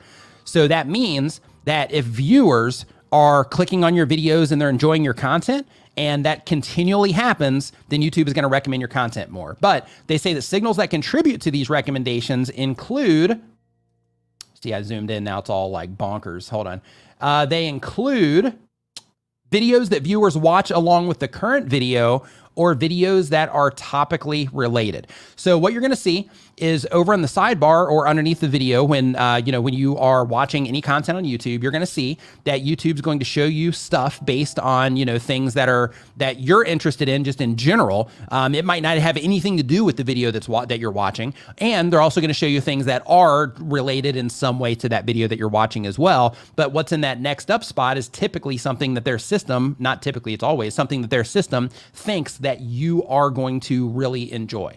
So when you are putting out content, this is why I keep stressing to everybody over and over and over again that it's really important to make sure that you go through the process of learning how to get people to respond to what it is that you're doing, because everything on YouTube is based on this. If you can get people to respond to what it is that you're doing, you're going to do awesome, right? You might go big, you might go kind of big, you might just get, things going good enough to where you can be like, hey, this is the thing I'm going to do, or hey, I'm getting, this is like where I'm at or where I want to be, whatever it happens to be. But, when you can get people to respond to what it is that you're doing, you're going to win.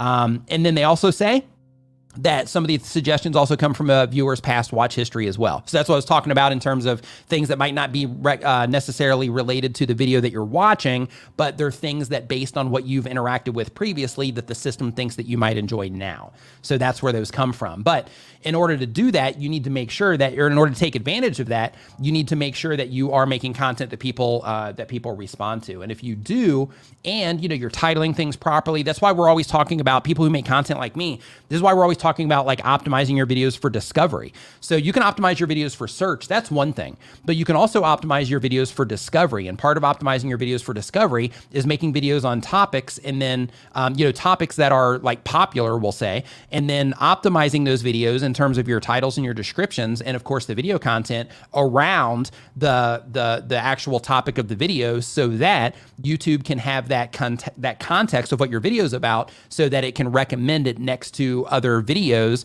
based on the context that the system has, where it thinks that the people that are seeing that video might respond to that and enjoy that content that you have. But at the end of the day though, you got to get people to respond to what it is that you're doing in order for any of this stuff to end up working out. Buddies DIY, what's up, buddy? Hope that you are doing awesome. Says the channel is good, about 75,000 subscribers. I can't seem to get the motivation to add content to my Instagram or Facebook page. Any advice, or should I just focus on YouTube?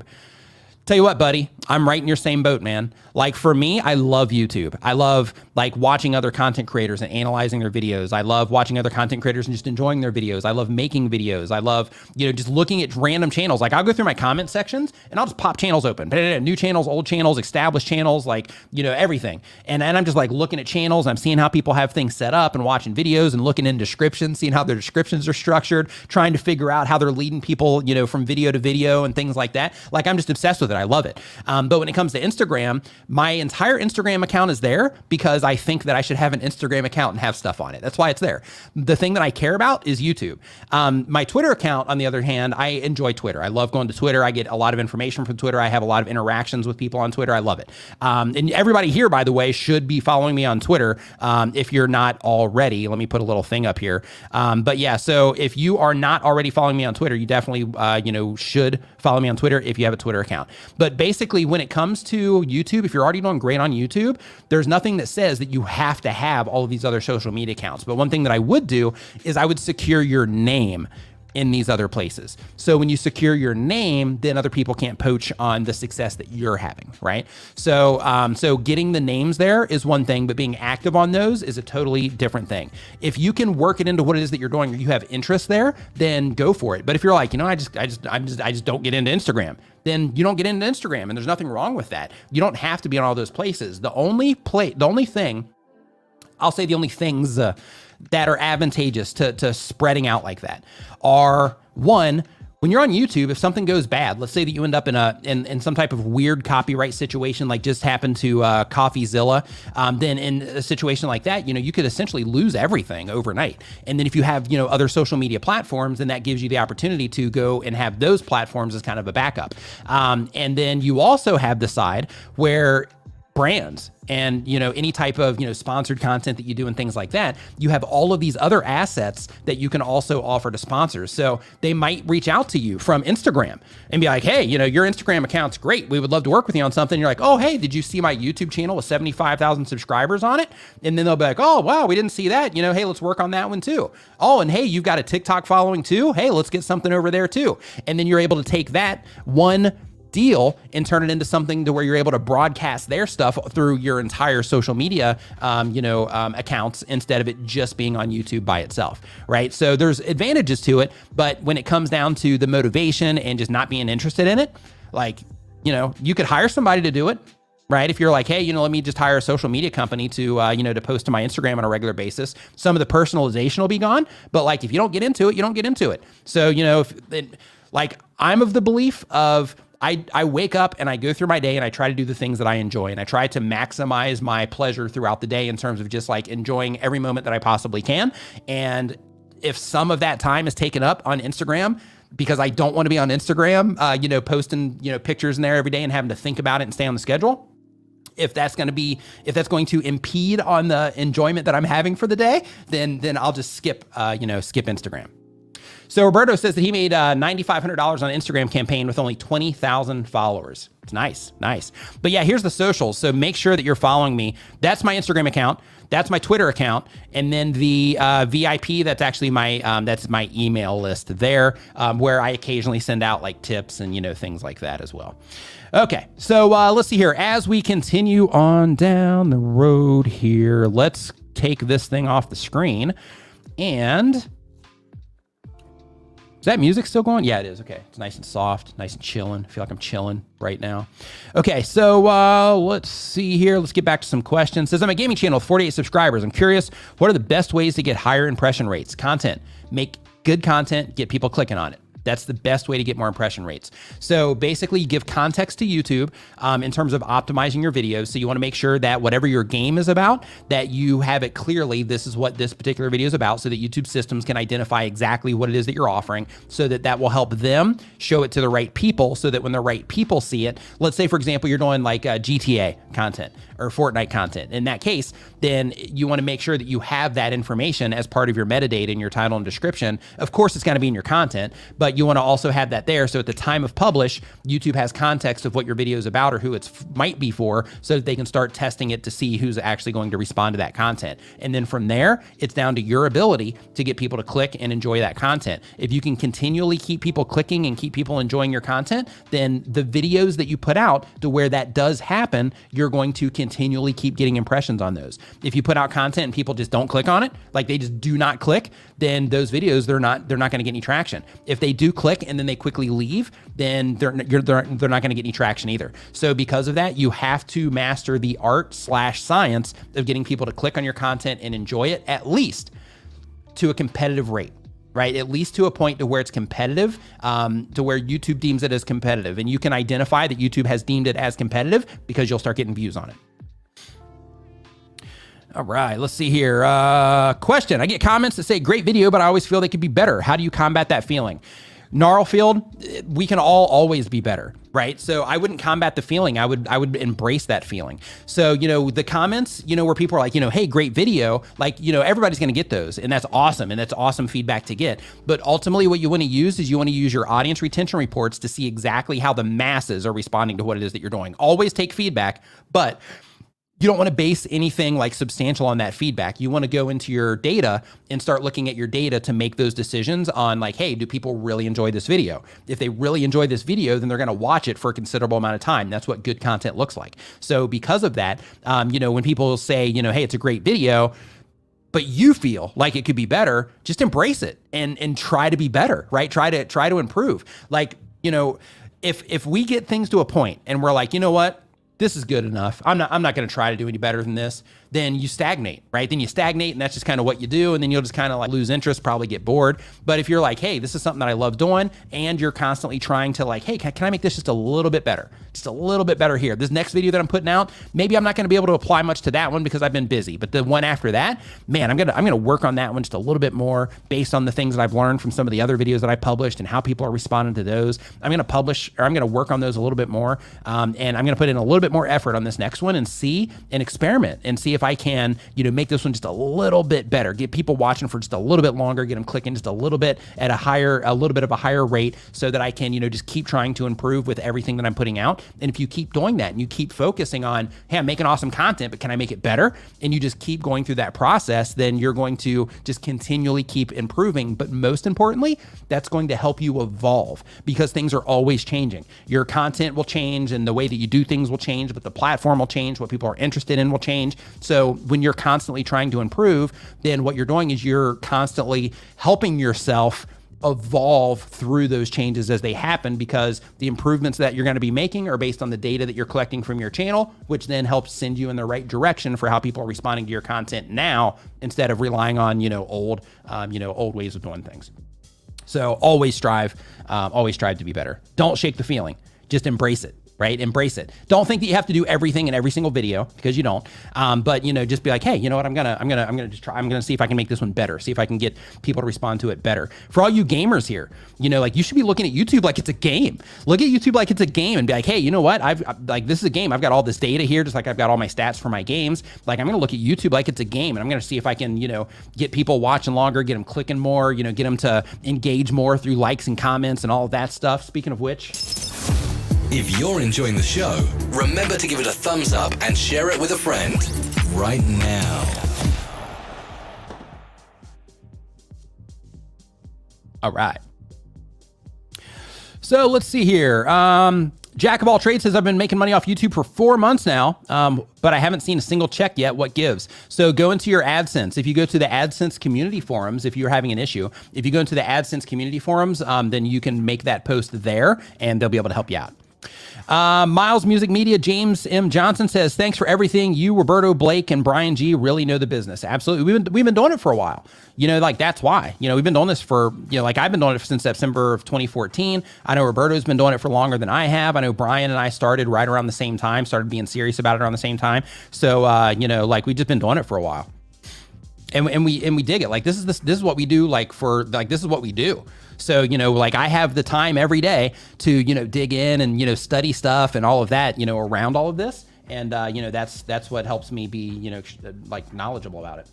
Let's see here. So next up on our list for the questions here, The Jacked Vegan sounds like a cool name right there. Like I already have this vision in my head about your channel. Says they do fitness and a health channel. The goal of the channel is to teach people about calisthenic movements using unique tips I found myself to help them build muscle while providing useful diet advice, especially those on a vegan diet. I have a back problem. I'd love to have some help with that. Says, what is the best or correct way to double niche? For me, it's calisthenics muscle building content and vegan muscle building diet. So what you want to think about is you don't want to think about like double niching per se. You want to think about I'm making content for a particular type of viewer. So in your case, you're making content for somebody that is clearly a vegan, right? So they're a vegan, so they're going to be interested in your channel because of that. But they're also a vegan person that is interested in bodybuilding as well. So that's who you are reaching. Of course, you can get more specific, but at the surface level, like that's who you're going after. So because of that, you don't have to look at it as I'm doing these two separate things, because the people that are interacting with that muscle building content, for those people, the vegan muscle building diet content is also going to be a great fit for them. So what I would do is I would have the, like you're going to have some people like with the calisthenics muscle building, if you don't frame that around, being vegan, then in that case, you are going to have people that are going to come into that aren't going to care about the vegan thing. But if you're like, hey, I'm actually trying to target people to where every single video that I put out is going to be a perfect fit for them, then target vegan bodybuilders or vegan, people that are vegan and trying to, get themselves into shape or continue, being in shape or however that whole thing works. So that's what I would do in that situation, is just think of it from the perspective of who it is that you're reaching, not necessarily only the content that you're putting out, because the niche isn't like, it's not just the content that you're putting out. It's more of who it is that you're serving with your content. Adoption with Nairi, thank you for the super chat. Says, thank you for all your support and motivation. Would have given up a long time ago if it wasn't for you. I'm still trying to improve all of the time. Thank you for that, Nairi. I appreciate it. Thank you for the kind words. And that's awesome to hear in terms of, that it has, kept you going through the process. That's awesome. Okay, let's see here. As we keep going through the list. ASMR Dreammore says, YouTube is a game and I'm paid for it.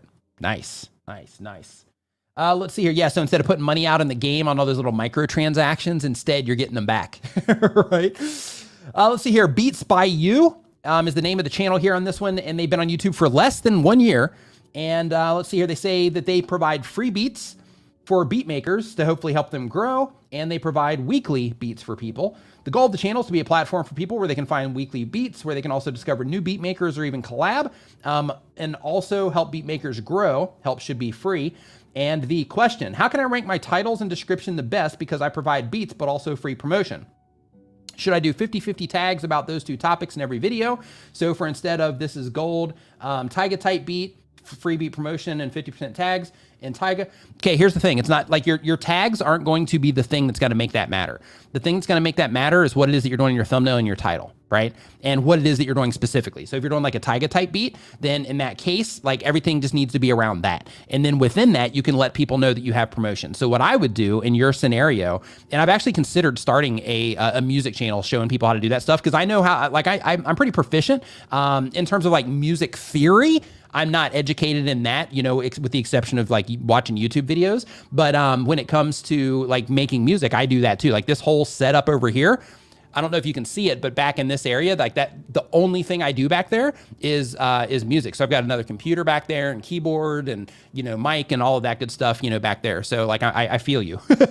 But what you want to think about is, how am I going to get the people to come in and interact with my content? So that's going to be through, doing the type beats and also doing the how-to tutorials, since you're showing people how to do what it is that you do. The promotional things are just things that I would mention in the video. So if you're going to try to help bring attention to other people, then in the videos themselves, I would mention, hey, we have this Facebook group or we have this Discord that we put together where we're trying to help other musicians get discovered or, just help them learn or whatever it happens to be. So in order to join that, that, then there's a link to our Discord down in the description or whatever it happens to be there. So in that case, bring everybody in on the actual like real content, but then for the promotional things, just mention those in the actual videos themselves. And then of course, maybe at the end of some of your your type beat videos, at the end of those, maybe you could have those as little promotional spots or something like that. But focus on the content that will bring people in, and don't think of it like, hey, my tags, if I just use half of my tags are this and half of my tags are this, it's not going to matter. Like, you just need to focus on the content that's going to bring people in, because ultimately it's what you're trying to do. You're trying to get in front of people. So you just got to focus on the content that's going to bring the people in, and then use that content within that content to spread awareness about, about the promotional stuff that you do and things like that, for the people that are interacting with your content. All right.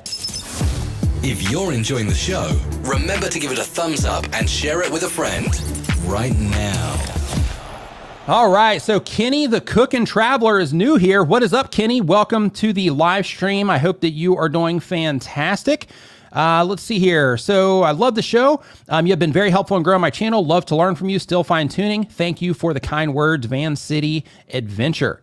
Love the channel name too, Van City Adventure. I'm not sure if you know Neil or not, Neil the Urban Explorer, but he also has a van channel as well. Let's see here. How much does 1 million views pay these days? It depends on the content. So what 1 million views will bring you on a piece of content is going to be different based on where the viewers are watching from. It's going to be different based on ad inventory during that time period. It's going to be different based on the actual content that you make as well. Golden Bell Training says, come down to Patty in a few months. I'll give you some workouts. Yeah, man, I've got like this thing. So I was at Social Media Marketing World, which is an amazing conference, by the way, that they're not having it this year. They didn't have it this year, but they'll probably be having it again next year. But I was at that conference last year, and I have this really heavy backpack that I travel with when I go, because I go international. So I have to carry a bunch of stuff with me, gear and all that. So it's really heavy. And I was moving it around, getting ready to leave, because me, Brian G, my brother and his girlfriend were going down to Mexico to hang out for a little bit. So I grabbed that bag and I was moving it, and something happened to my back, and it still bothers me to where it'll be fine for like a couple days, and then it'll just hit me to where I have trouble even going from like sitting to standing. That's why I got the standing desk. This actually helps. It's a sit stand, and when I change this, then I can come in here and I can just stand all day, and it helps me. It helps me a ton in that situation. Okay, so let's see here. But yeah, I'd love to swing down there once things are cleared up a little bit here locally. I'm actually gonna run around here quite a bit here coming up as soon as all this stuff is a little bit more clear. Joan Ball, thank you for the super chat. I appreciate it. And there's another one here. There we go. Rodney Full Circle, thank you for the super chat as well. Says, are you part of the same group of content creators as your brother and Daniel, who have a Facebook group helping other content creators? If you join their group, they have a Facebook group of some kind that helps content creators. Absolutely, we do. We call that the Nimmin VIP.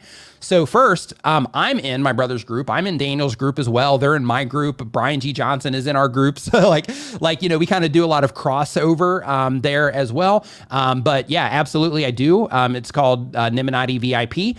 There should be a link down in the description of this live stream to where you can join that. And I think I can actually press this button right here and drop it right into the chat if it goes through. We'll see.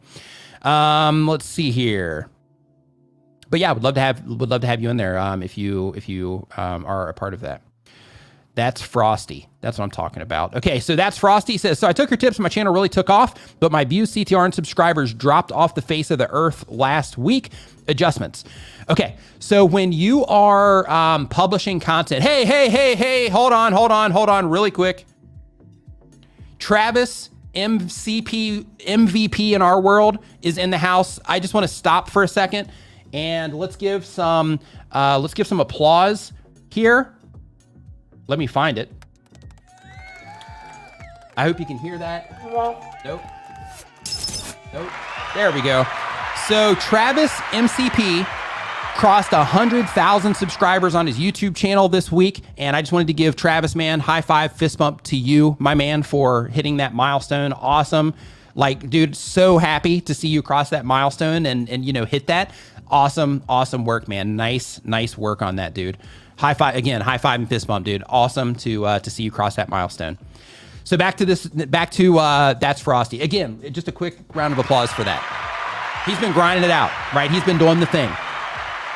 And it paid off. So that's Frosty says, okay, so the CTR subscribers, all that dropped off the face of the earth in the last week. So one thing that you're going to notice is when you start having your channel do better and you start getting a lot more views on your videos, you're going to start seeing that impact your click-through rate. It's going to start impacting your audience retention. You'll see people with like 20 views on their videos being like, hey, I've got, 40% or 30% of, average view duration.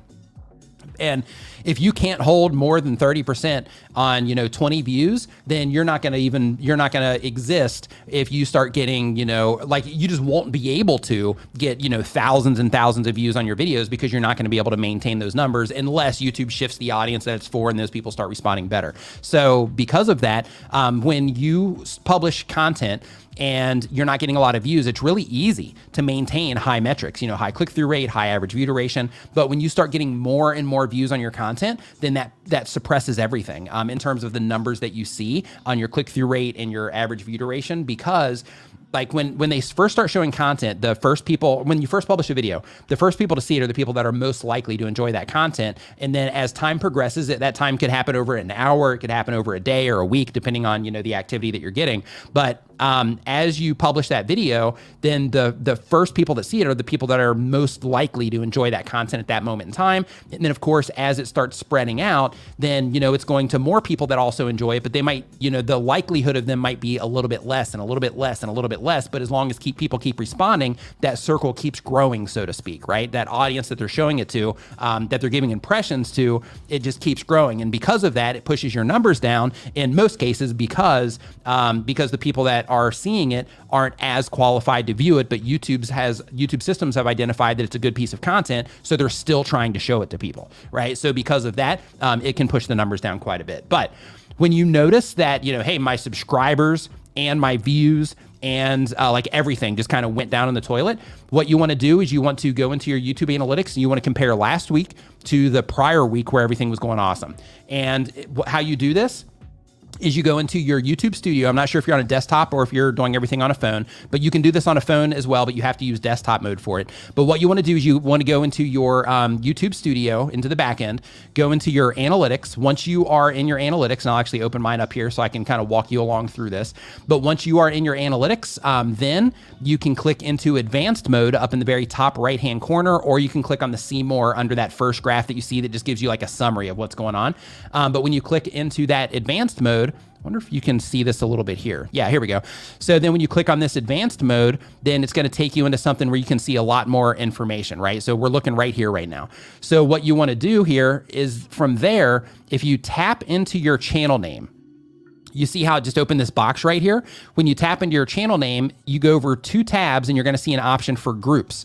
Now, these groups are things that you can run tests on. So you can say hey, this is thumbnails with faces. These are thumbnails with no faces. These are, this call to action or that call to action or whatever, but you can start grouping things together there, and then you can compare actual content types. But in your case, what you want to do is you can go to the compare to, which is over on the right-hand side. And I was sharing that one just as a side tip, just so you know, since you're having an issue that you're trying to find, so that you can help maybe uncover it there.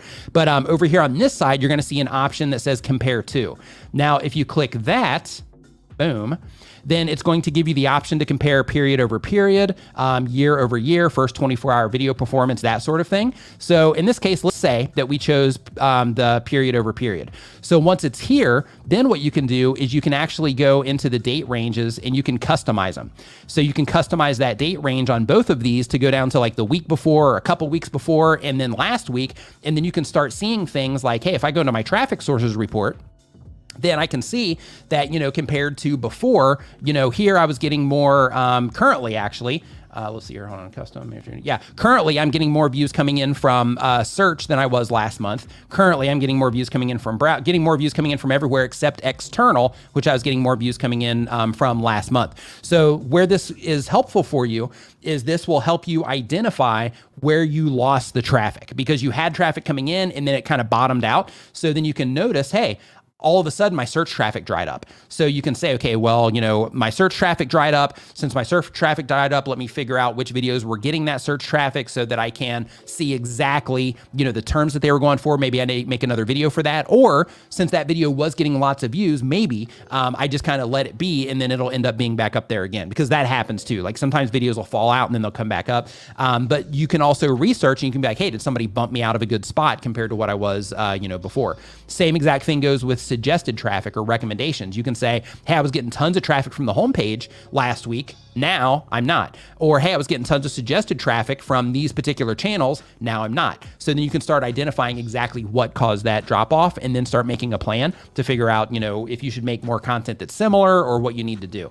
Because you can find out in the situations like that, you can say, hey, I found out by doing this research that I had one video that was just plugging tons of traffic into my YouTube channel. That video took a hit. So because of that, I'm going to start recommending people to that video and things like that so I can get some activity going on that again so that hopefully YouTube will push it back out again. Or I just make another piece of content like that I've already proven is high response.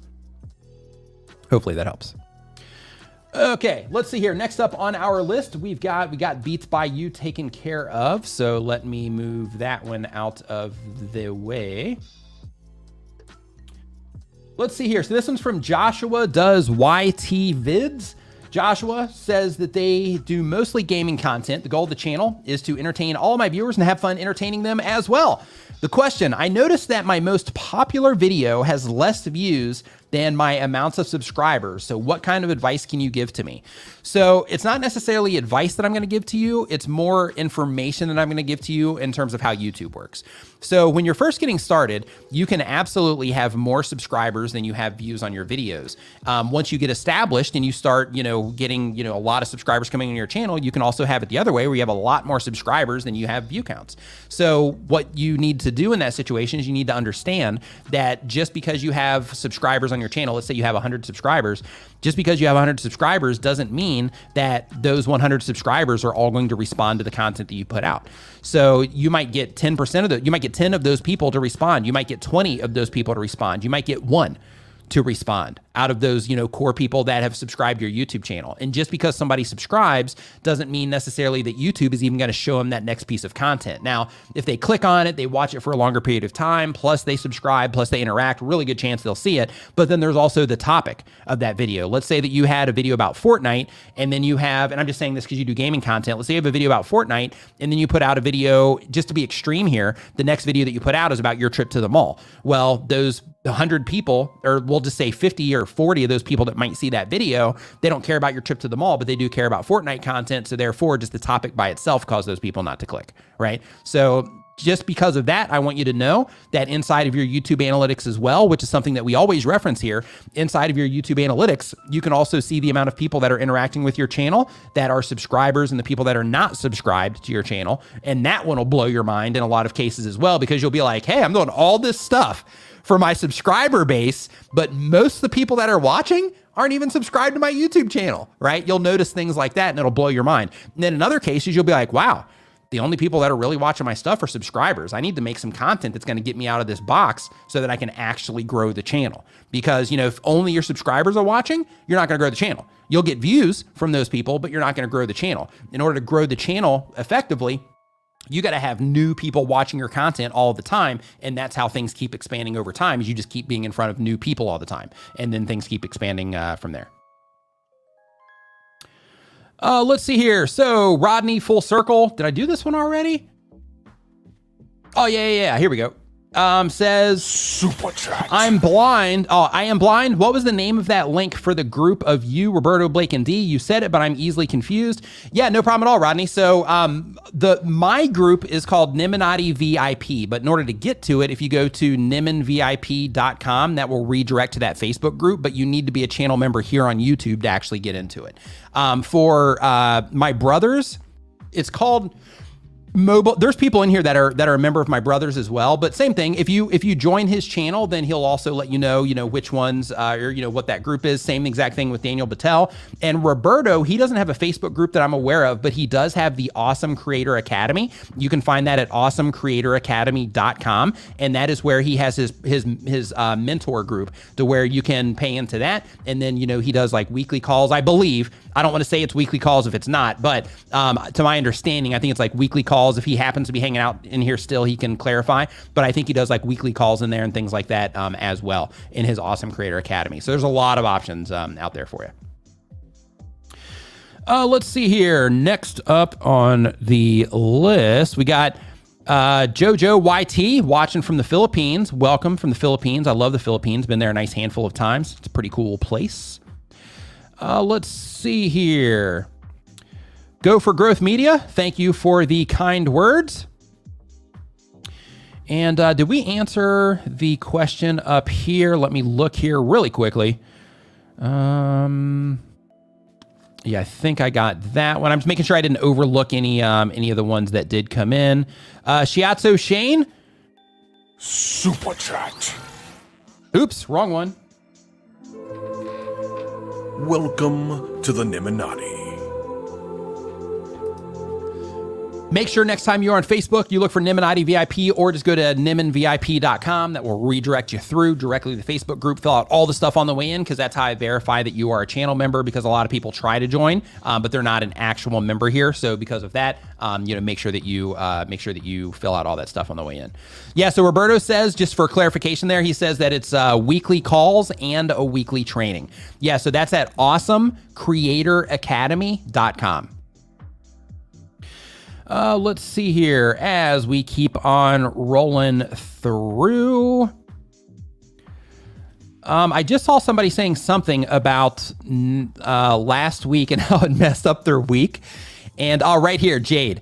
Yeah, says, can't believe how off my week felt without a Nick Nimmin live stream last week. Good morning, everyone. I was the same way. So for whatever reason in my brain, I think just because this has become such an ingrained part of my schedule, that for whatever reason in my brain, like this is like my weekly like reset thing, right? So it's like, okay, hey, the stream's done, and then Sunday is usually the day where I don't really do anything. That's just kind of like the day where I don't, I don't like, pick up my phone hardly, ever. I don't do like that much stuff on Sunday. I just kind of take that as a me day with my girlfriend. And because of that, like I couldn't fully like reset into that or slide into that because, I didn't have the stream. So my brain had a really hard time with last Sunday because it was still thinking like, hey, we haven't streamed. What's going on? Yeah, really interesting what habits will do to you in terms of, or just habits and rituals or routines, schedules, however you want to do it. But it's just an interesting, it hit me too. Definitely hit me too. Let's see here. So next up on our list, we've got Marcus Sapala. Says they do communication tips. The goal is to have multiple income streams. The question: hey Nick, thanks for all the great tips. Your stream is my favorite Saturday afternoon routine. Mine as well, but it's Saturday evening. Says at the end of my videos, I always recommend another video or playlist, explain what they will get in front of it, and explicitly point to the end screen element. Is there anything else that I can do to make better use of the end screens? I noticed some people add a few extra seconds after they finish talking, either music or video from the recent live stream. Is this a good strategy? Yeah, it is. Like you just got to make sure that you give them enough time to click. So it's not, you don't want to be like, hey, watch this video here and then bam, it's gone. Like you want to give them just a little bit of time. So for me, the way that I do that is I add the thing there just, oh, and if you haven't yet, make sure you subscribe. Thank you so much for watching. I'll see you next time. And then that gives it to where, I'm still on screen, something's still going on, but I'm, recommending them into that piece of content. Another thing that you can do as well is remember that grouping feature that I was talking about just a little bit ago. Within that grouping feature, you can also start testing calls to action on your end screens as well. So you can start saying, okay, in these next 10 videos, I'm going to say it this way. In the previous 10 videos, I said it it this way, so that you can have, the way that you currently say it, and then you can do it to where, okay, this time, instead of saying, hey, to watch more videos, you click into here, I'm going to build it up a little bit. I'm going to say something like, oh, hey, and by the way, in order to, do that particular thing, because you're doing communication tips. So at the end of your current video, you can lead it up to, like, hey, another thing that's really helpful for you, if you're trying to communicate effectively, is to learn how to do X, Y, Z. And luckily, I actually have a video about how to learn to do X, Y, Z. If you click into this one right here, that will tell you step by step exactly how to, communicate in that way. So go ahead and click into that now. And you can test calls to action like that and just different structurally how you're doing it. And then you can go into your stats and you'll be able to see if you group together the videos where you say the one thing, the videos where you say the other thing, then you'll be able to look at your end screens as well. And you'll be able to see which ones are getting more clicks on them. And you can break that down into percentages and all that if you want to as well. But you're going to be able to see which one actually converts people into that click more as well. Some things you got to keep in mind though, is you also have to consider things like, okay, well, this particular video is normally something that people respond to more on my channel. So for example, on my side, you guys respond higher than anything else that I do at the time of publish, not necessarily long-term, but at the time of publish, you guys respond to the view videos more than anything else that I do on the channel, how to get views. However I frame it, that's what you guys respond to the most. So because of that, if I were to be running that group on, hey, these are the calls to action that I'm using, but I'm doing it on the view videos, and then I'm doing a different one on like on tool videos, right? Where I'm like, oh, and hey, in order to learn how to live stream, I got a great piece of software, about StreamYard. You can click into this video to learn about it. The warmth of the audience when they experience those two different types of content are going to be drastically different. And that's something you have to consider when you're looking at that data when it comes back to you. So you just want to keep those types of things in mind as well when you are, using the grouping feature to work on your calls to actions and all of that good stuff. Let's see here. We got Roger getting some hugs here. So let's see here. As we keep on going through the list, we've got Samantha G. Samantha G says they do gaming. They do a variety of games. The goal of the channel is to go full-time and make people happy. The question, I used to edit on my phone, but now on a PC. I can't find an editor that has a lot of features and is free. Any suggestions? I use DaVinci Resolve 16 at the moment, but it's confusing. So when it comes to free editing software, DaVinci Resolve is it. Like there's others, I think. Like HitFilm Express is free. What else? HitFilm Express is free. But DaVinci Resolve, is also free. But if you find DaVinci Resolve confusing, then in that case, I would just watch a bunch of YouTube videos on it, or I would just use something else that's paid. So, that Camtasia that I mentioned earlier, you can use that to edit videos. It's really intuitive, really easy. You can also use, like I have Premiere. So if you're wanting to get like the entire Adobe Creative Suite, it comes at a cost, but you get, stuff to process your audio, you get stuff to, make your videos inside of Premiere. But if you find DaVinci confusing, you'll probably also find Premiere confusing as well. Doug Houston is saying iMovie. Yeah, thank you for that. So you also have iMovie as well that you can use if you happen to be on a Mac also. But video editing, it can be intimidating because there's all these buttons and things you got to figure out. But at the end of the day, when you open video editing software, how many people here, just say me, out of curiosity, how many people here are just starting to like edit videos on a regular basis? Like, let's say that, you started your channel within the last 2 months and you probably got, maybe 8 videos out, maybe 16 videos out, but you're just getting started and you're just going through that process of learning how to edit videos. And, and you're intimidated by some of the software that you're running into. So the reason I'm asking that is because, I know that, there's probably a decent amount of people that are watching this that are in that situation. So what I recommend to you is that you start with, because when you open up a piece of video editing software, it can be confusing because there's just so many things that you can do. Like just figuring out in some cases, like, hey, how do I even get a video into this timeline can be confusing. So because of that, I recommend that once you figure out how to get a video into the timeline, that you just start with one tool. And that tool is two tools, a cut tool and a move tool.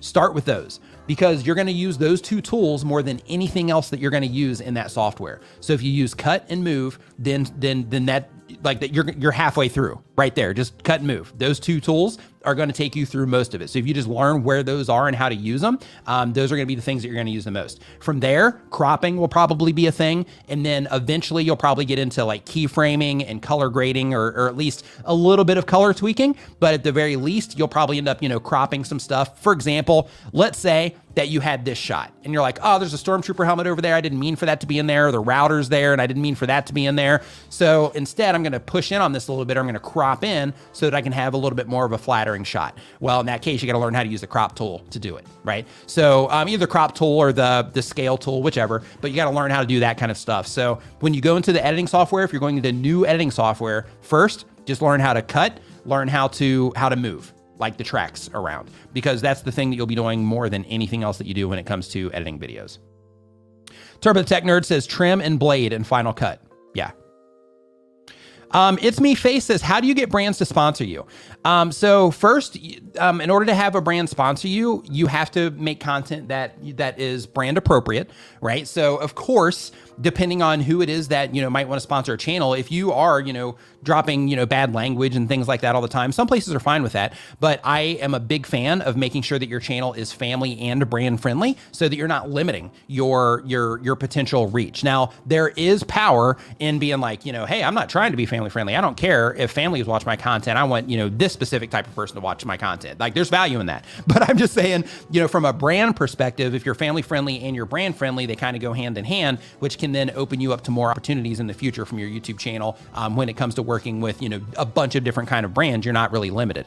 So that's step one. Step two is the content that you make, you need to be getting some kind of views on your content. Now, there's something called micro influencers. And what a micro influencer is depending on who it is that you're talking to, some people will say it's people under 5,000 subscribers, others will say 10, some will say people under 100,000 subscribers, but it just kind of depends on who it is that you're talking to and the types of channels they typically work with. But there's a thing called micro influencer, to where brands like to work with smaller YouTube channels and smaller Instagram accounts and TikTok accounts and all that, because they get great reach, they get great engagement, but they get it for a lower price. So the cool thing is, when you're just getting started, and I've mentioned this a few other times, but when you're just getting started, it's really easy and it's awesome to have just like a really close connection with a lot of the people that are watching your videos. And the really cool part about that is that connection will stay there for, for quite some time. So it's cool to have that connection, but as part of that connection, brands also see that. And they understand that, when a channel is smaller, they have a more intimate experience with the people that are watching their content. So for example, in this live stream right now, we've got, over 300 people hanging out, and out of the 300 people that are hanging out here, the 300 of you, there's, I don't know how many are actually chatting right now, but it's probably not, the full 300 and some change. And then out of that, if I were to go through all of the channel names here that are chatting, it's going to be really difficult for me to remember, like, hey, all of these names that are in the chat. However, if I had, 25 people in here, or maybe 50 people in here max, it's really easy to be like, oh, hey, what's up? Hey, you, hey, you, hey, you. Because, you start to know people over time through that interaction that you're having. And that's really valuable to brands, because then that relationship is a lot deeper and you're not necessarily broadcasting at scale, but the relationships that you do have are a lot more intimate. So when you give recommendations at that scale, then those recommendations are really solid, and your reputation kind of lives and dies at that moment by the recommendations that you give. So it's really important when you do start working with companies that you are honest with your viewers as well, and that you set the right expectations with the companies that you're working with. And some companies will try to push in terms of, like, hey, we want you to do this. And you have to be protective. And this is really important for everybody here. You have to be protective about what it is that you're doing on your YouTube channel, because you know what's best for your channel. You know what your viewers like and all of that. And some companies that you work with will try to push in on that, not because they're jerks, but more so just because it's like they want that, brand relationship to be as good as it can for them. And they want it to be good for you too, but you ultimately know what's best for your channel. They know what's best for the products and services and all that stuff that they do. So because of that, it's really important that you're just mindful about, about all of that when you're going through the sign on process, when you get the deals and you start working with them and they start, trying to have you do different things, that you just think of, your channel and your viewers first, and then you think of how to integrate, the brand with what it is that you're doing. But in addition to that, in terms of getting brands to sponsor you, like I said before, having a brand friendly channel can be helpful. Having a family friendly channel can be helpful. But in addition to that, good content that gets a regular amount of views so that you can count on, or they can count on. If I give you X amount of dollars, then I can expect ballpark around X amount of views on average, because that's what you typically get on your channel. So therefore, I know that my money's not going to be wasted on a video that's not going to get any views on it at all. So because of that, you need to have at least, some consistency. Another thing that's going to be helpful for you is if you can actually build your brand. Even as a small channel, you can still go ahead and start building your brand. Make sure that you start getting, like a branded look with what it is that you're doing, that you have consistency through everything it is that you're doing in terms of your messaging and all of that, so that, when a brand comes and looks at your channel and what it is that you're doing, their vision of what it is that you're doing, or their view or their perspective is like, hey, this person is running a professional YouTube channel. They might not be, big yet, but they're running a professional YouTube channel. So you create that great impression. So you're getting the views, you're family friendly and brand friendly, and you also create that impression of like, hey, I'm a professional, which, brands love. So because of that, those are some things that you want to focus on. Now, in terms of getting them to work with you, they also have to know about you. So some people will, they'll have, a person that is assigned to go and they look at YouTube channels and they try to figure out the right people to work with, and Instagrams and TikToks and all that. But it's helpful to follow all of the brands that you're interested working with on Twitter, and that you interact with them sometimes, maybe you even retweet things sometimes. You don't want to be obsessive about it, but that you just retweet things sometimes when they're a good fit for the people that are following you on Twitter. And if you're already making content about some of the things that some of those companies, sell or offer as well, that can also be beneficial for you, because you've already opened that door for your audience, because they know that you're supporting that product anyway. And the brand also sees it like, oh, this is cool. They're already making some content, about us, and it's really good content. So then you're making excellent content that makes the brand look good already, which right there, you're putting a notch up in terms of, the likelihood of them working with you, as long as their budget supports what you're trying to do. And then in addition to that, you, like I said before, you want to make sure that you're following everybody. And then when you are making content that does include any of the companies that you would like to work with, you want to make sure that you are @ing them on Twitter and letting them know that you have, a video about their thing, so that you're bringing attention to you and what it is that you're doing. You can do additional outreach as well, to where you put a media kit together and you start sending out emails to the different companies, just letting them know that you're on the radar, or just trying to generate deals by sending them an email, letting them know that you have an idea for a piece of content or a series of content or whatever. Then you can try to, go in and take that approach as well. So hopefully that answered your question. But it's easy, but it's also, not easy. Like if you haven't done it before, then it can be a little bit intimidating. It can be exciting as well. Like when it first starts happening, you're like, oh, this is awesome. Like I made it, right? When it first starts going on, but then you have to remember, like, they're a professional, they're a company, you are a, professional content creator at that point, because now you're actually generating business from it. So, you have to make sure that you approach things that way. Get a domain name, the actual, like if you have a channel name, like Alfonso CM, for example, Alfonso CM should own, if they don't already, alfonsocm.com. And when they are reaching out to brands, if they're doing any outreach, then in that case, they should be sending the emails from alfonsocm.com, not just like a random Gmail account, for example. Yeah, Jeff. Yeah, excellent. Thank you for that. Yeah, brands are also looking for engagement as well. And when you are small, he says the brands are starting to look at that more. Yeah, absolutely. And that's what I was saying before in terms of that intimacy that you create with those people that are interacting with your content when you're still in that getting started process. Mowers and Blower says, does Nick look at us 315 that are chatting here, and does he see our questions? I do. I absolutely do. Yep. Right there. Yep, absolutely do. Magic Flying Potato. I just want to say I love the channel name. Super chat. Oops, did it again. Welcome to the Nimminati. Welcome to the Nimminati. Next time you are on Facebook, look for Nimminati VIP, or you can shortcut that by just going to nimminvip.com. That will redirect you to Facebook, where you can put your information there, letting me know that you're a channel member, a link to your channel, all of that stuff, so that I can verify that you are a channel member. Fill all that out, and then after the stream today, I will be letting everybody into the group that has signed up as a channel member. Okay. So let's see here. Question. So I'm making the entire stream of Persona Spikers and cutting out all the spoilers and leaving its funny stories and jokes. It's going to take forever, but I don't know if it's worth 60 hours of editing. It's your call. Your call to make. Your call to make because you have the vision of what that content's going to turn out like. So because of that, it's your call to make on, what is worth it, what's worth your time, what's not worth your time. That's that's all your call. 100% of that is your call. Let's see here. Who's your daddy? Nice to see you in here. I love saying that. Who's your daddy? Has a question here saying that they have a food and travel reviews and food challenges channel. The goal of the channel says, I ultimately would like to make YouTube a full-time career. The question, I just recently hit 1,000 subscriber milestone. Woo! And can now use the community tab. What are some tips for using the community tab effectively? So who here has a community tab on your YouTube channel? Which basically means who here has over 1,000 subscribers?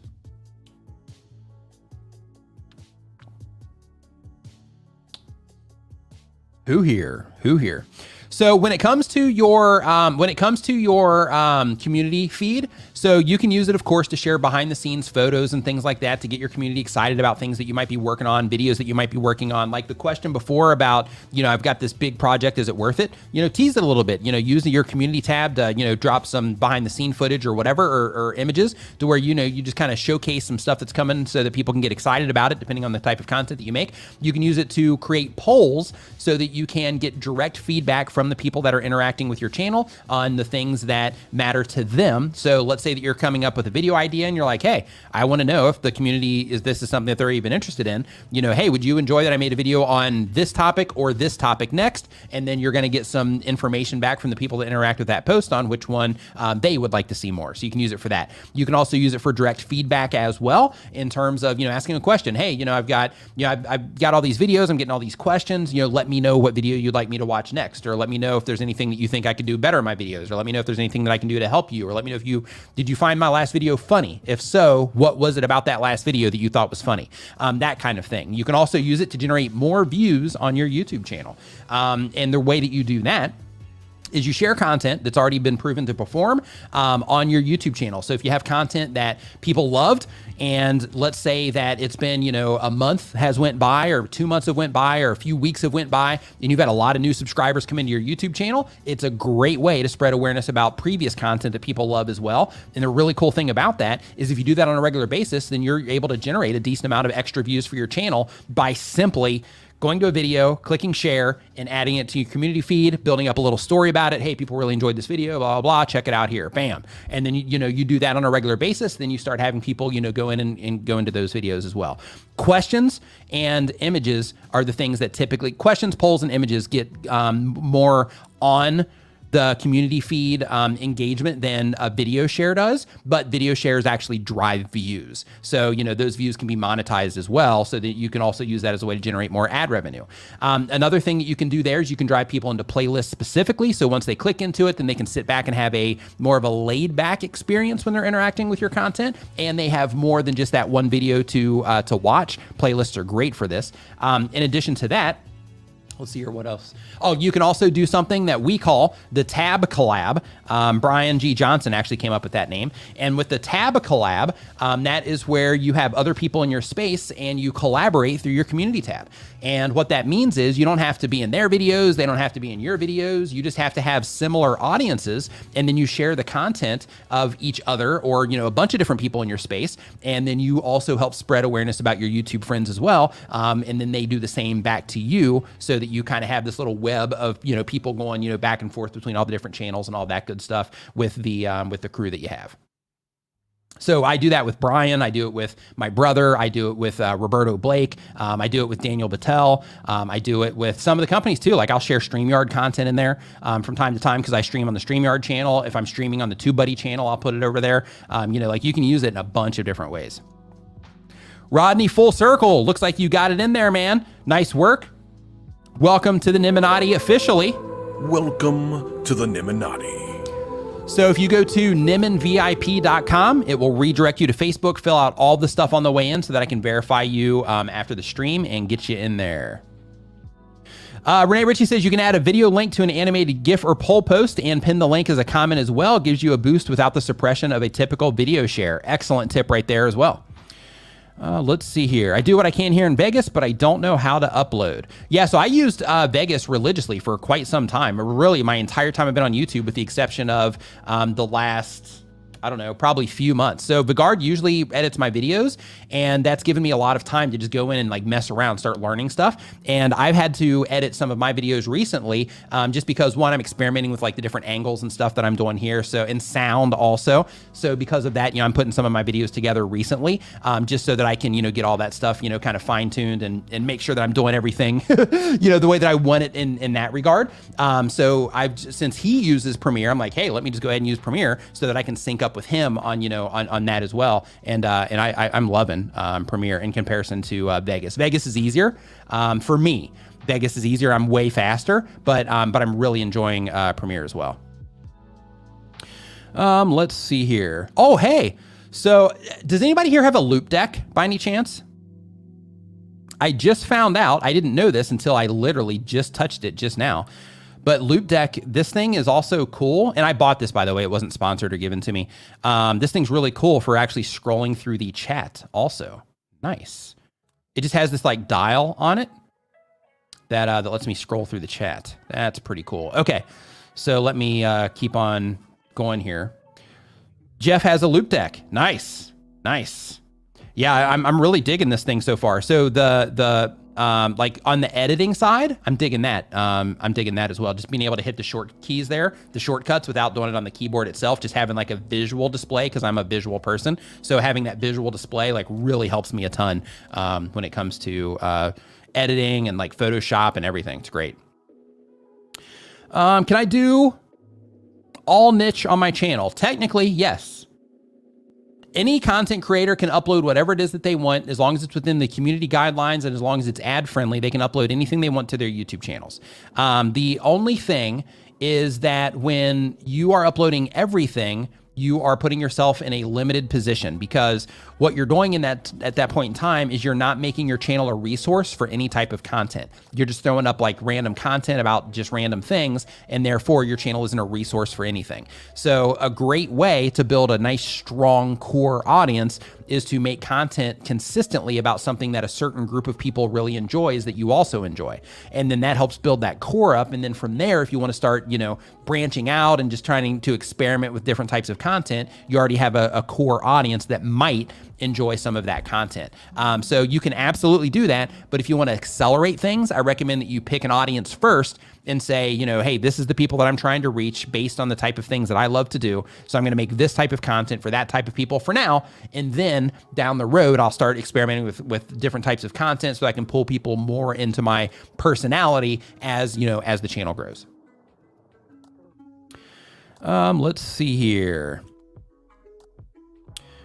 Okay, so I'm gonna go here into the form here as well, so I can get through some more of these for the people that have been waiting for these.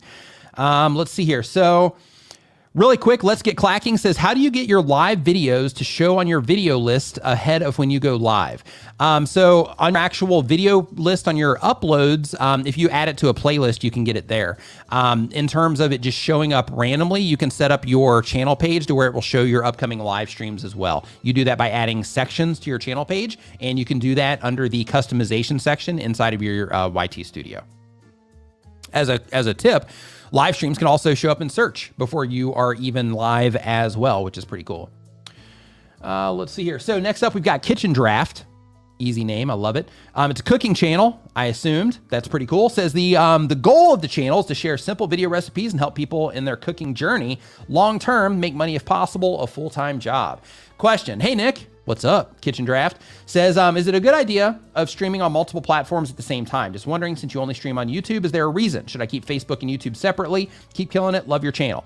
Love your content. Thank you for the kind words. So when it comes to multicasting, it can be advantageous depending on what it is that you're doing. I know Luria from Live Streaming Pros, she multicasts. I know David from Impartial Geek, he also multicasts as well. And a lot of other content creators, they multicast. Me, like I said before, I don't know if you were here earlier, but what I said before was that, I'm not on a lot. I'm on the other platforms, but I'm not super active there because like YouTube is the thing that I actually really enjoy and that I really love. So because of that, like I stream here, because, for me, like, this is where I want you to come. So I want you to be on YouTube, learning about YouTube, so that if I say something like, hey, if you go to your channel right now on your mobile device, or if you go to your channel right now on your computer and you go and you look at your channel art, is it clear what it is that your channel's about? If I say something like that, I want you to be able to just pull it up right there on the spot, open a new window or whatever, and see on your channel and kind of follow along if you want, instead of having to jump from,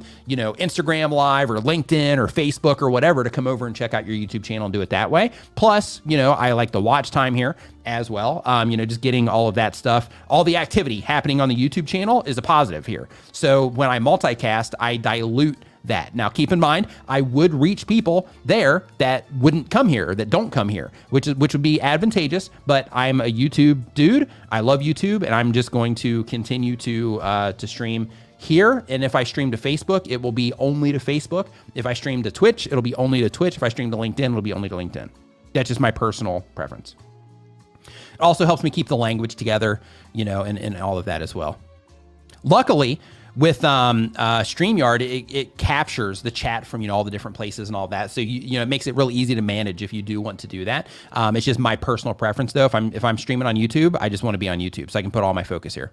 And same thing with Facebook. So I stream to Facebook for the channel members. And when I stream over there, same thing. I'm just focused there. Technically, I could stream here for members only and over to Facebook, but just for management purposes, all that good stuff, it's just easier for me to just stream and focus on, one thing at a time.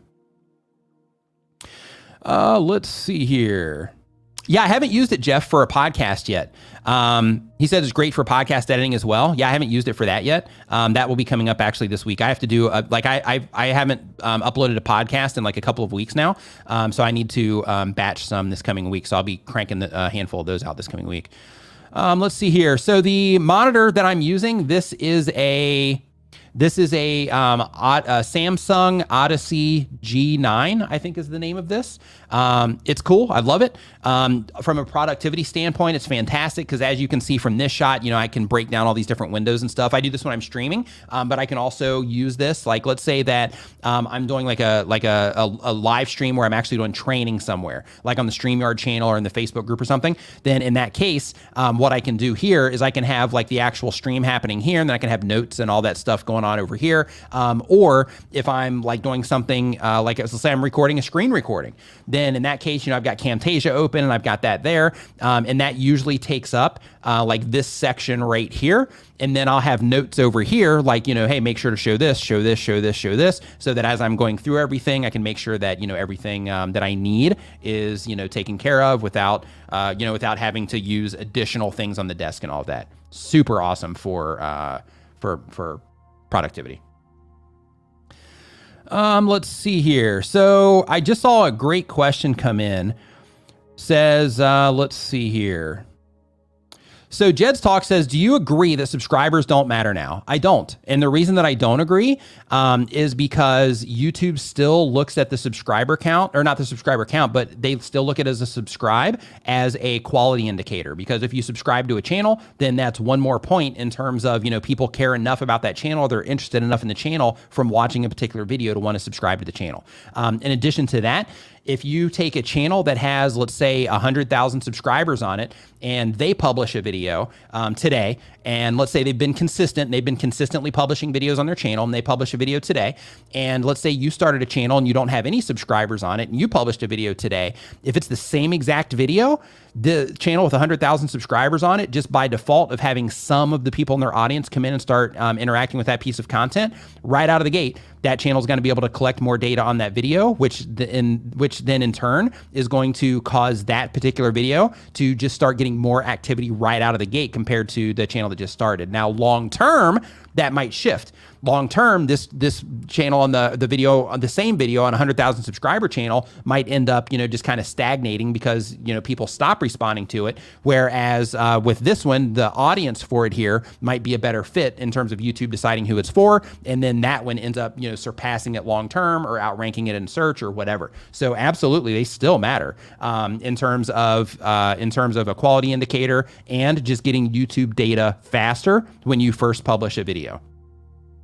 But just because you have a lot of subscribers doesn't guarantee success in any way, shape, or form. So, if you have 50,000 subscribers on your channel, like me, like I've got 700 and something thousand subscribers on my channel, but I still have a video that I published the other day that you guys didn't respond to well. I was shocked, to be honest with you. Normally I can gauge it pretty well. Like, yeah, they're going to love this one, or this one's going to be like, but I want to, get this one out there. I thought that you were going to love the shorts camera video, but the timing was off, all of that. I actually ended up publishing that one late as well, in terms of later in the day. Normally I publish between 6 and 8 locally, and on that one I didn't publish it until midnight. So there's a lot of variables there, but I thought you guys would enjoy that one more, but you didn't care. Like, you didn't care about that video. So as of right now, that video has been online for almost 2 days, and it only has like not even 6,000 views on it right now. So, just because the channel's larger does not guarantee success on videos either.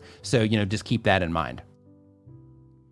Let's see here. Do I think a good mic matters? I do. I think gear matters too. I think you shouldn't let gear stop you from making content. Like, you should get started with what it is that you have and then build into a better experience depending on the type of content that you have. If you're vlogging or something like that, you just have your phone with you, and that allows you to be able to get all of the great shots because you always have that phone with you, then that's all you need. I actually have a video on my channel from Chris from the YouTube channel Retired Working For You. He's in Bangkok, and he got over 100,000 subscribers in 10 months using nothing but his iPhone to shoot his videos. He doesn't have an extra mic for it or nothing. He's just running around with that one thing, and he's crushing. So it's more about the experience that the viewers have than it is about the gear. But when you do start introducing the gear for some types of content, it just creates a better experience. So for example, let's say that you're doing voiceovers. If you are doing animation content, or you're doing any type of screen sharing content or tutorial stuff, and you're doing voiceovers, if you have audio that sounds like a potato, then in that case, people aren't going to respond to that as well as if you just have nice, crisp, clear audio with your video. Audio is half the video experience. I'm sure you've heard people say that. And because of that, you should definitely take audio seriously. And if that means that your audio sucks and you need to invest in a mic, then you can do it, in increments to where you just start with something that's better, and then start, building up from there if you choose to. But in a lot of cases, the one that moves you from my audio sucks to my audio is tolerable, you can do that for, like $100 or less in a lot of cases. So, you don't have to spend tons of money, but you do need to make sure that you're paying attention to the quality of what it is that you're putting out from the viewer's perspective. So everything doesn't have to be like super crisp and with all the bokeh and all of that stuff like you're seeing with some of the shots here. It doesn't have to be that way.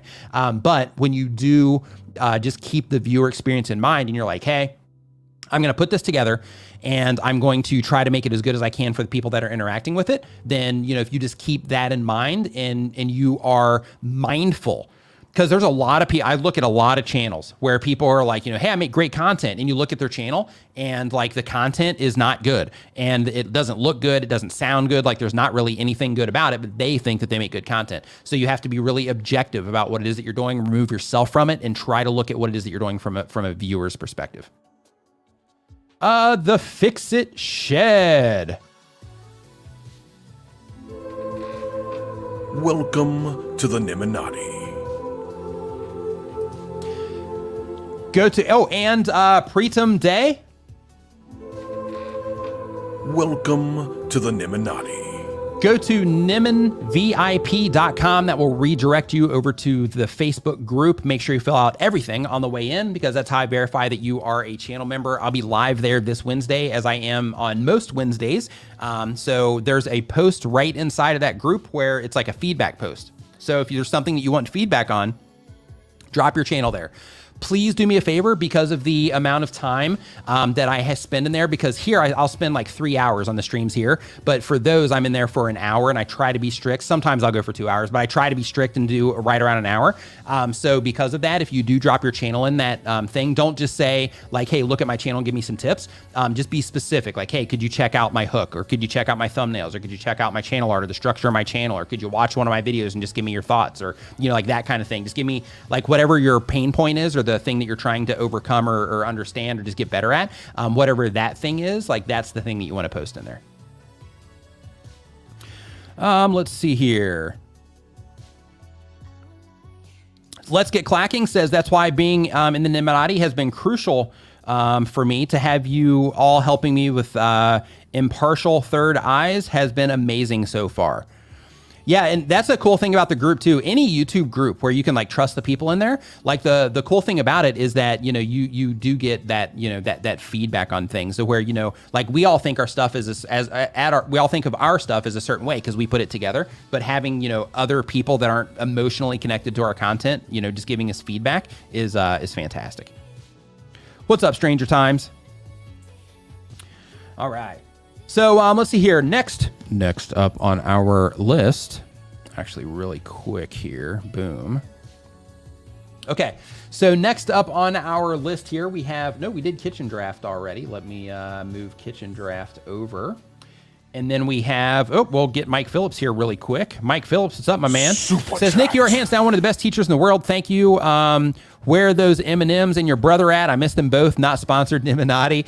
Yeah, man. Like, still eating M&Ms, just not that much on the stream. Trying to be careful for my late night snacks. You know, trying to keep myself at least a little bit functional here. You know, as I age.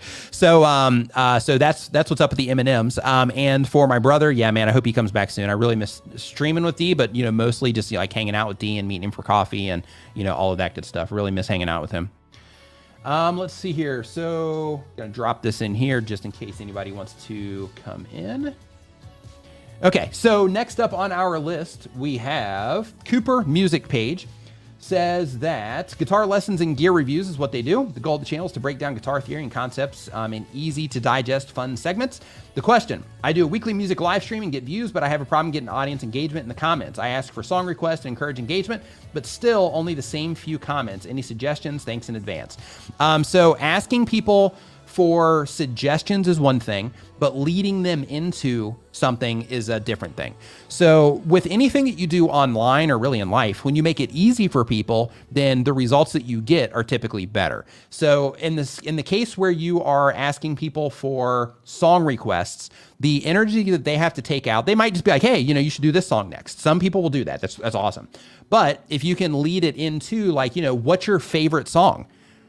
Put it down in the comments. And then for the people that have favorite songs, then that's an easier thing to request than you're like, hey, what would I like him to make, where they got to think about it. Like if you know what your favorite song is, then bam, you can drop it down there. Or what's your favorite song right now? Or what's the last song that you listened to, or something like that, to just try to get some of that engagement going in the comments. But ultimately, even without those comments, if they're enjoying your video content, then your video will still keep moving. You're fine. But of course, all of us, we want that engagement in our comments as well. But lead people into the comments. Asking for the requests and stuff, you're on the right path, because the people that are interacting, pay attention to those people, because those people are going to be the ones that are going to get your whole machine running for you. And what I mean by that is those people that are putting in that extra effort to say, hey, I would love for you to make this song. I'd love for you to do this song. As you start making those songs, make sure that you're screenshotting those comments. I showed my squishy ball. Make sure that you're screenshotting those comments and add that into your video. Hey, this person wanted me to make this song. Here it is. Bam. And then as people start coming in and watching those videos, they'll be like, oh, they made this song from this person. Let me request one. And then you'll start, you'll start getting some of that feedback by simply bringing attention to the people that are, that are participating in what it is that you're doing. Let's see here. I'm actually going to start doing that myself. So I've been collecting from those of you, and I screwed this up, and I'm going to be doing it a little bit differently here in the future. But basically, I've been collecting. Let's see here. Video ideas, video enhancement, good thumbnails and titles, set design from viewers. Bam. So I've got a bunch of them on my other computer over there. But then I also have where, two of these images aren't showing. Some of these images aren't showing. But I also have, like, when people are like sharing stuff out from the stream, I'm also, collecting those as well, and the people that are sharing them and the people that are doing stuff, so that as people are, sharing some of this stuff out, I actually want to start putting some graphics together and things like that, and just bringing attention to people for doing that too, because it's awesome. Like, I appreciate it, and I've been trying to think of like, how can I, incorporate some of the effort that others are putting into sharing my content and sharing what it is that I'm doing here. How can I turn that around and also use that as something that I can, just kind of, put them up on screen, or just do something, in exchange for that as well.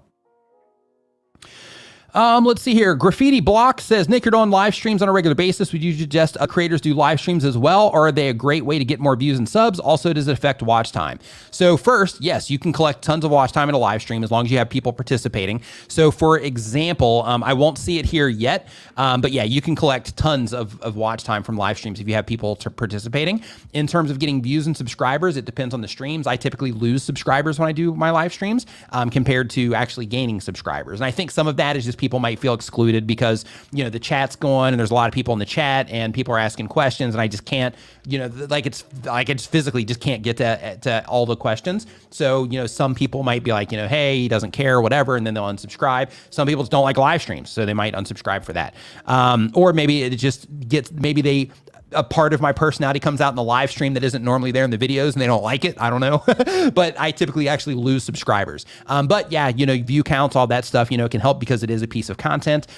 In terms of, let's see here. What do you say? Creators live streams. Oh, in terms of, getting more views and subscribers. One thing that's really cool about live streams is, one of the things of growing a YouTube brand and like, if you have experience, this is going to make tons of sense, and you might even know a lot of this already. If you're just getting started, this might be something that you see all over the place or that you notice, but we're going to define it really quick. So when you are having a YouTube channel and you are putting out video content, you always hear people talking about the importance of being you and sharing, you and, the way that you do things and all of that. And the reason for that is because by sharing your opinions, your thoughts, and the way that you do things, and the way that you communicate, and just sharing the realest version of you that you can, the reason that's effective is because it helps people identify with you. So it helps people be like, oh, hey, like in my case, oh, hey, I like M&Ms too, or hey, that M&M thing's a funny thing, or hey, when they see M&Ms, they think of, the live stream, or like, oh, hey, Nick likes Star Wars. I didn't know he liked Star Wars. I like Star Wars too, like that kind of stuff. So when you start live streaming, your personality really comes out when you start live streaming. And that can be really awesome for connecting with your community at a deeper level than what you can do in video content. So you can do it in video, but when you start live streaming, it's a different thing.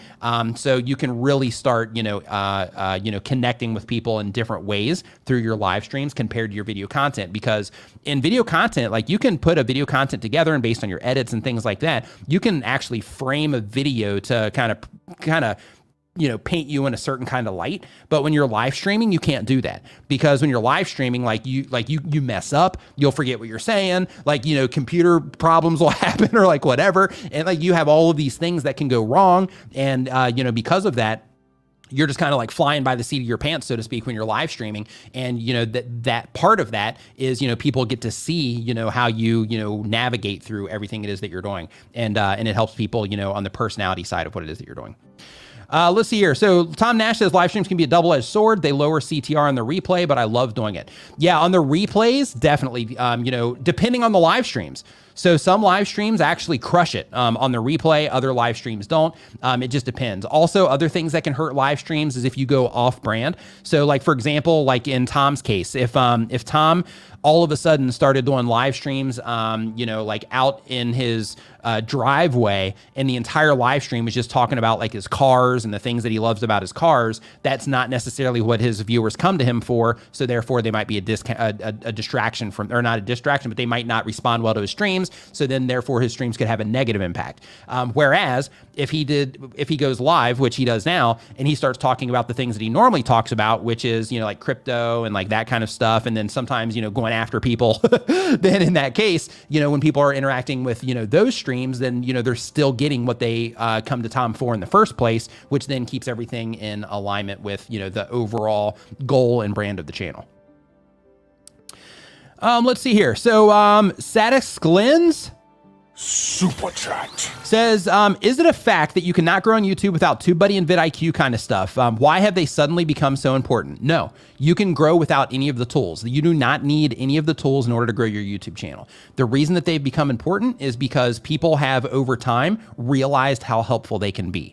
So for example, like when it comes to TubeBuddy, you can sit there, you can go through all the research, you can go through and, and all that stuff when you're looking for actual video topics and keywords that you're going after. Like you can go through the research. search. You can do it all manually and it's going to take a while. That's how we used to do it. Like you can go through, it's going to take a while, but when you use the tools, it just makes it easy. We're like, hey, let me put this in. Let me see what it kicks back. And then it gives me some recommendations. Let me click on this, see what it says about this. Let me click on this one. Oh, I didn't even think to do that one. Yeah, let me do this one instead. But it speeds up that process. Same exact thing goes for testing your thumbnails. You can do it manually, and then you got to switch it back and forth. You got to keep track of your traffic sources, all that, depending on what it is that you're targeting and what it is that you're trying to do ultimately. But you have to keep track of all that stuff manually versus you just use TubeBuddy, you throw up 2 thumbnails, you walk away, you come back in a few days or a week later, depending on the type of traffic that you're getting. And then they just give you like a full readout of, hey, this thumbnail's better because it performed here. People watched for a longer period of time, higher click-through rate. On search, it got more views. On suggested, it got more views. Browse, it got more views. Like this one's a winner, right? So it's just the amount of time that they save you is massive compared to doing everything manually. And those are just a few examples. Like I could talk about, I could probably do an entire 3-hour live stream just on TubeBuddy itself. In terms of they've got like 90 different tools in there. Most content creators look at TubeBuddy and they think of TubeBuddy as like, hey, it's just a thing that helps you tag your videos. They've got 90 tools in there. And content creators look at TubeBuddy like it just helps you tag your videos. It's hilarious. Like if you actually dig into TubeBuddy, there's so many valuable tools in there. Same thing with vidIQ. Like TubeBuddy's a sponsor. They sponsor this live stream. But vidIQ is also, like that's a great tool too. TubeBuddy is my preference, of course. But like all of those tools that help you do those things in a faster way, they're all valuable. Like me personally, like I use everything. I use everything that I can get my hands on that's going to give me an advantage of some kind or help speed up my process. I don't care what it is. I don't care who makes it. I don't care what it is. If it's something that's going to help me in some way, then I'll make it. I even use things like if this, then that. For example, like right now, as these channel memberships are coming in and as these super chats are coming in, all of those things are being stored in a spreadsheet in my Google Drive account through if this, then that. Right. So like I look at all of these different tools. I'm like, hey, I'm like anything that can help. Because this stuff is hard. This stuff is hard. It's time consuming. There's a lot of, effort that goes into it. And if I can use anything that will help, make it easier for me, that'll help make everything more efficient for me, anything like that, then by all means, I'm using it. Same exact thing with if this, then that also. I have another thing as well that I use there to where if anybody mentions my name on Reddit, that I get an email. So it's like, hey, somebody mentions my name on Reddit, bam, I get that email, I go in there, and then I can reply to somebody directly on Reddit as well, to where they're thinking like, hey, I watched a Nick Nimmin video and he said blah, blah, blah. Then I can go in there and I can be like, yeah, it's exactly what I said. Hey, thanks for mentioning me, by the way. And this is exactly what I mean by that. And here, what's your channel? Let me take a look at that. And you know what I mean? Like those sorts of things. So, like all of these different things, can be really, really, advantageous. So I'm a big fan of tools. Let's see here. Yeah, Roberto Blake says productivity, just the find and replace feature for description on every video you have a link is worth it. Most people are using their tools wrong. Absolutely.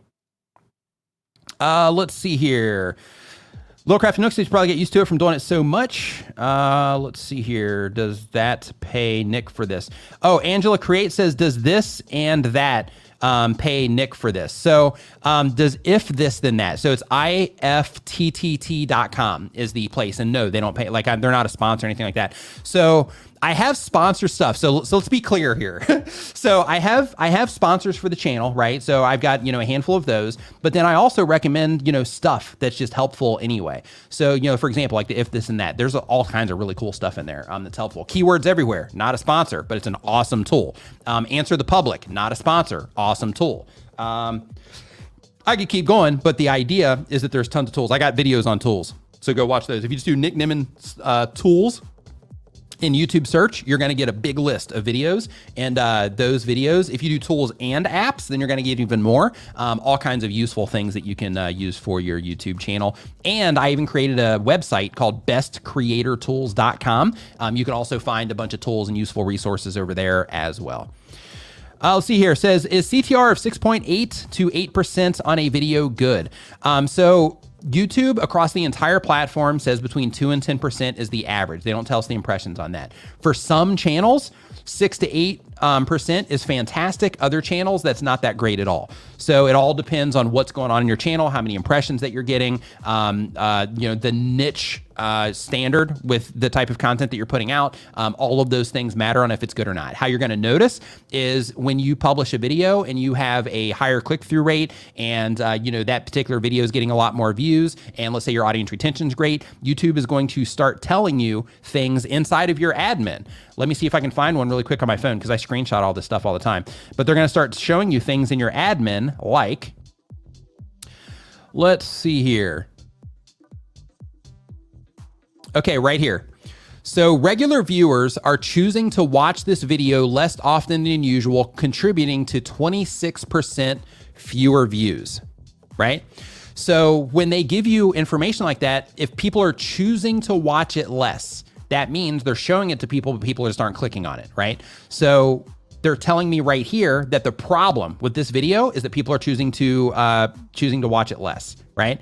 Let's see here. Compared to the previous videos on your channel, people who regularly watch your channel are clicking less on the videos and title. They show us all this stuff. Like, this isn't just me. Like, all of you get this same exact information. So you got to look at this stuff and you got to be like, okay, what does this mean? So they're telling me this. What does this mean so that I can actually use this to improve what it is that's going on my YouTubes? Oh, man. Let's see here. Roberto Blake says people should disclose, but I don't assume stuff being sponsored matters. Things are popular for a reason, and refunds and chargebacks exist. If I don't like something, I never complain about sponsored. I hear you. Same way. What do I have for consistency and motivation for new channels? Great question.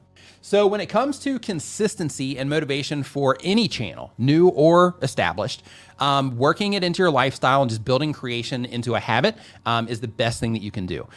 Because when it's a habit, you don't have to rely on motivation. And then of course there's the discipline side of things to where if you're disciplined, you don't have to rely on the motivation either. But in terms of, consistency and motivation, if you build the structure into your life to where you're like, okay, let's say for example, that, you have a little bit of time every single day that you can work on your YouTube channel. If that's the case, then you dedicate that time and you say, okay, well, I've got 2 hours from Monday to Friday in the evening that I can work on my YouTube channel.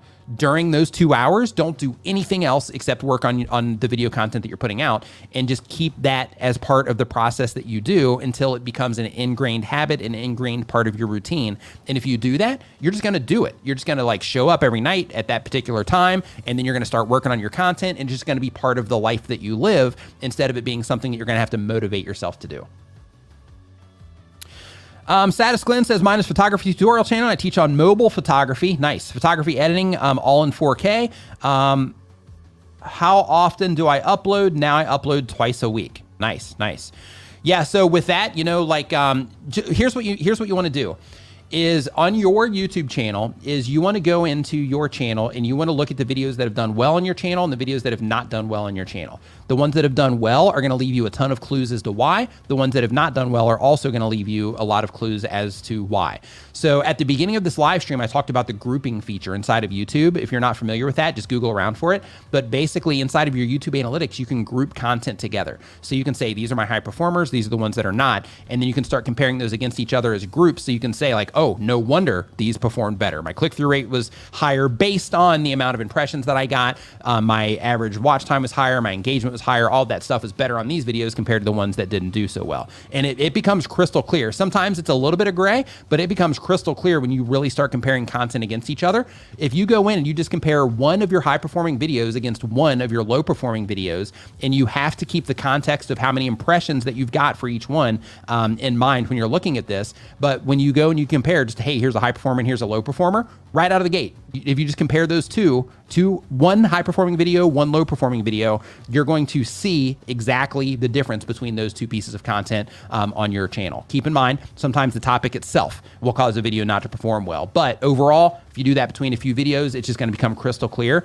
what effective or high performing looks like on your channel compared to what doesn't. So then over time, you can start to get general ideas of, okay, after this video, on average, if I get 100,000 impressions, typically, if my click-through rate and my average view duration, general engagement are below this, the video typically doesn't do that great. If it's typically this or higher, then it typically does pretty well. If it's way above this, then that video typically rocks. And you'll be able to start identifying what those things are. And then you can start at at the time of publish or shortly after you publish, you can start to identify what high performing looks like on your channel compared to the videos that do not.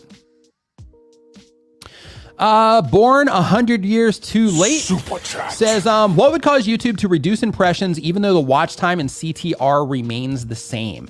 If people stop clicking on it and they stop watching it for a competitive amount of time, then YouTube will stop showing it to people, or they'll just limit how much they show it to people. So over time, they might, show it later. So, there's cases on YouTube, lots of them, I've had them on my channel too. I've had them on channels of people that I've worked with. The thing where you publish a video, it does like, okay, when it starts, and then it kind of dies off and you're like, oh, what happened to this video? And then like a few months later, it just takes off like a rocket. That's a common thing on YouTube as well. So if everything is great on your video and then it just kind of levels out, then in that case, like, don't like stress out about it. Just be like, I wonder what's going on there.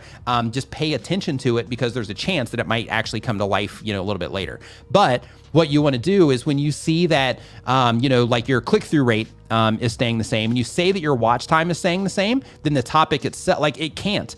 Like if they start reducing impressions, then that's going to cause a change in your watch time and your click-through rate anyway. So like, you'll look in your stats, and in most cases, when your impressions go down, your click-through rate and your watch time actually ends up going up. And then when your impressions are going up, then those typically will kind of level out, or they'll start to get crushed down. So in terms of them staying exactly the same, I would be surprised if everything is exactly the same and then the impressions just stop. Unless it's the same but low. If it's the same but everything is low and you're not getting a lot of impressions, but the actual metrics are low, then that would cause it not to continue to get a lot of impressions. But if the metrics are high, then in that case, it's getting impressions. But then if they remain high, then that video will will keep getting impressions on it. Hello, Maria Nicole. Chic and Modern Style says, fashion haul videos only get 2 minutes out of 15 minutes watch time. People skip to see each outfit. Is this normal? How to retain more view time? Yeah, so if you use the chapters, then people definitely will skip around, but you're creating a better viewer experience. So that's fine. One thing that you can use that for is you can start to identify, like when you are doing like fashion hauls and stuff, then you can also start to identify like, hey, if I'm using chapters and people are always skipping to these things, then like, let's say that, okay, if you're on a fashion haul, let's just put this into perspective. Let's say that you have like one part of your fashion haul is like shoes, another part is like shirts, another part is pants, and another part is like a handbag. Then in that case, if you notice, hey, everybody's going to the shoes in these videos, they go to the shoes and shirts at like a mass scale compared to the people going to the handbags, then that could let you know through the people that are interacting with your content that people don't care that much about the handbag content, but everybody loves the shoes and shirts content. So then you can start modifying the content that you're making around the things that people are enjoying more, or that they're skipping to more when you do publish the fashion haul videos. So in terms of 2 minutes out of a 15-minute watch time, if you're getting 2 minutes out of 15 minutes, then I would make shorter videos. That would be step one. But from there, I would also make sure that you're using chapters so that you can start, getting that clear information. You can see it anyway, but when people are just skipping, it's not as specific as when you're using the chapters, because then you'll be able to see exactly where those spots are in the chapters that they're skipping to. Instead of them just skipping through trying to find what it is that they want, you're showing them exactly where what they want might be. And then that will give you data to where that can help you make better content for the people that are coming to your channel. Let's see here. Skolum Report, thank you for the kind words. I appreciate it. After monetization, what's your advice on how often to upload? Are shorts going to help me get more subscribers? They could.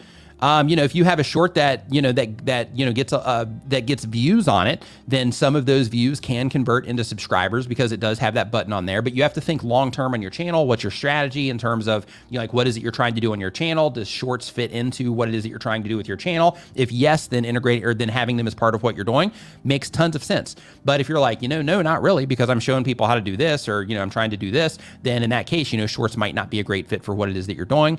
So you have to balance those sorts of things out out as well. But in terms of how often to upload, that's totally up to you. We all have different upload cadences. We all have different goals. We all have different things that we do. Like for me, my money doesn't come from ad revenue. Like, I mean, I get money from ad revenue, but that's not where like the real money comes from. So because of that, like the amount that I upload for the ad revenue doesn't really matter to me. For me, like when I'm doing something for the money side, it will be like a search targeted video, or it'll be a direct sponsored video, or sponsored video that is search targeted or something like that.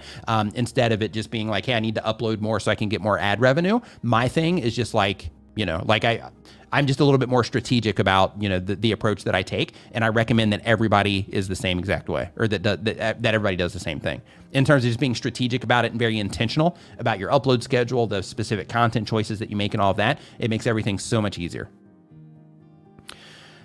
All right. So let's see here. So next up, the DJ Hood Shaka. Thank you. Yeah, it's a Samsung. You know what? I need to just link to this thing down in the description, right? Just link to it directly on Amazon. Hello, right? That's what I need to do. So yeah, this is a Samsung Odyssey G9 monitor. The one thing that I don't like about this monitor, the one thing is that this camera, even though like this monitor, I'll show you here, like this monitor, I can take this and I can raise it up, boom, like that. Right? Which is great. Like if I'm standing, for example, I need to make that adjustment. And then it also works as a privacy thing as well for this main camera, because I can bring it up to fully cover, there we go, to fully cover that camera. But when I bring it back down, like I love that part of it. But what I don't like is I'm a big fan of not having the camera look down on the content creator. I'm a big fan of the camera looking at the straight plane or looking down and looking up at the creator. Just a little bit, right? That tiny angle. Like I would prefer this to be down at the same, or looking up at the same angle that it is looking down. I'm just not a fan of that. So because of that, for this monitor, my original plan before I knew better was, all right, I'm going to get a desk mount for this thing because it's big, so that when I'm streaming, I can take this and I can move it over to here. So then this camera would be lower in that case. And then, it would be more of like a straight on thing. And then I could just look over here to manage the live stream. Unfortunately, the arm for this thing one, you have to have a special arm for it because the center of gravity, because of the curve. Two, with that, because of the curve and the center of gravity, it also requires a special swivel attachment as well. So the whole thing, plus getting it shipped to Thailand and all of that, it just doesn't make sense for me to do it. But, like if I was in the States, I would already have one of those arms and I would be, working through that particular thing. But the only thing that I don't like about it is that I can't get an arm for it easily, and then just easily move it out of the way for when I'm streaming or making videos or anything like that. Because ideally, I love making videos where I'm sitting at a desk and then I can have it here and then shoot back onto the background and all that. But in this situation, unfortunately, it just doesn't fit well into that approach. So that's the thing that I don't like. But everything else about it, I love it. Oh, and also screen sharing can be a little bit weird. So for example, just to show you here, I'm just going to share the screen. Hold on, let me make sure that there's nothing. Let's go to, we'll just do this here. Look at this, look at this. Let's cover this up a little bit over here. Okay. So yeah, so if I share this screen, then you can see how the screen share itself comes out all weird, right? But this is what my actual, like I've got my actual live streaming stuff going on behind this. But you can see with the live stream here, when I actually share the screen, unless I do a specific window, that's where I have to like size everything and all of that. But unless I do a specific window, how it actually shares the screen is also a little bit weird also. Daniel Batal in the house. What's up, my man? Hope that you are doing fantastic today. Let's see here. It says, I'm struggling with my audience retention a bit. Any tips? I'm getting better, but it's still stuck at around 20-ish. So what you want to do is you want to look at the very first part of when your video opens. So when your video first opens up, you want to look at exactly what's happening there, and you want to do tons of experimentation on when your video first opens up. So for example, man, there's so many jokes that I could put to this, but I'm not going to. If you're an Office fan, then yeah, you get it.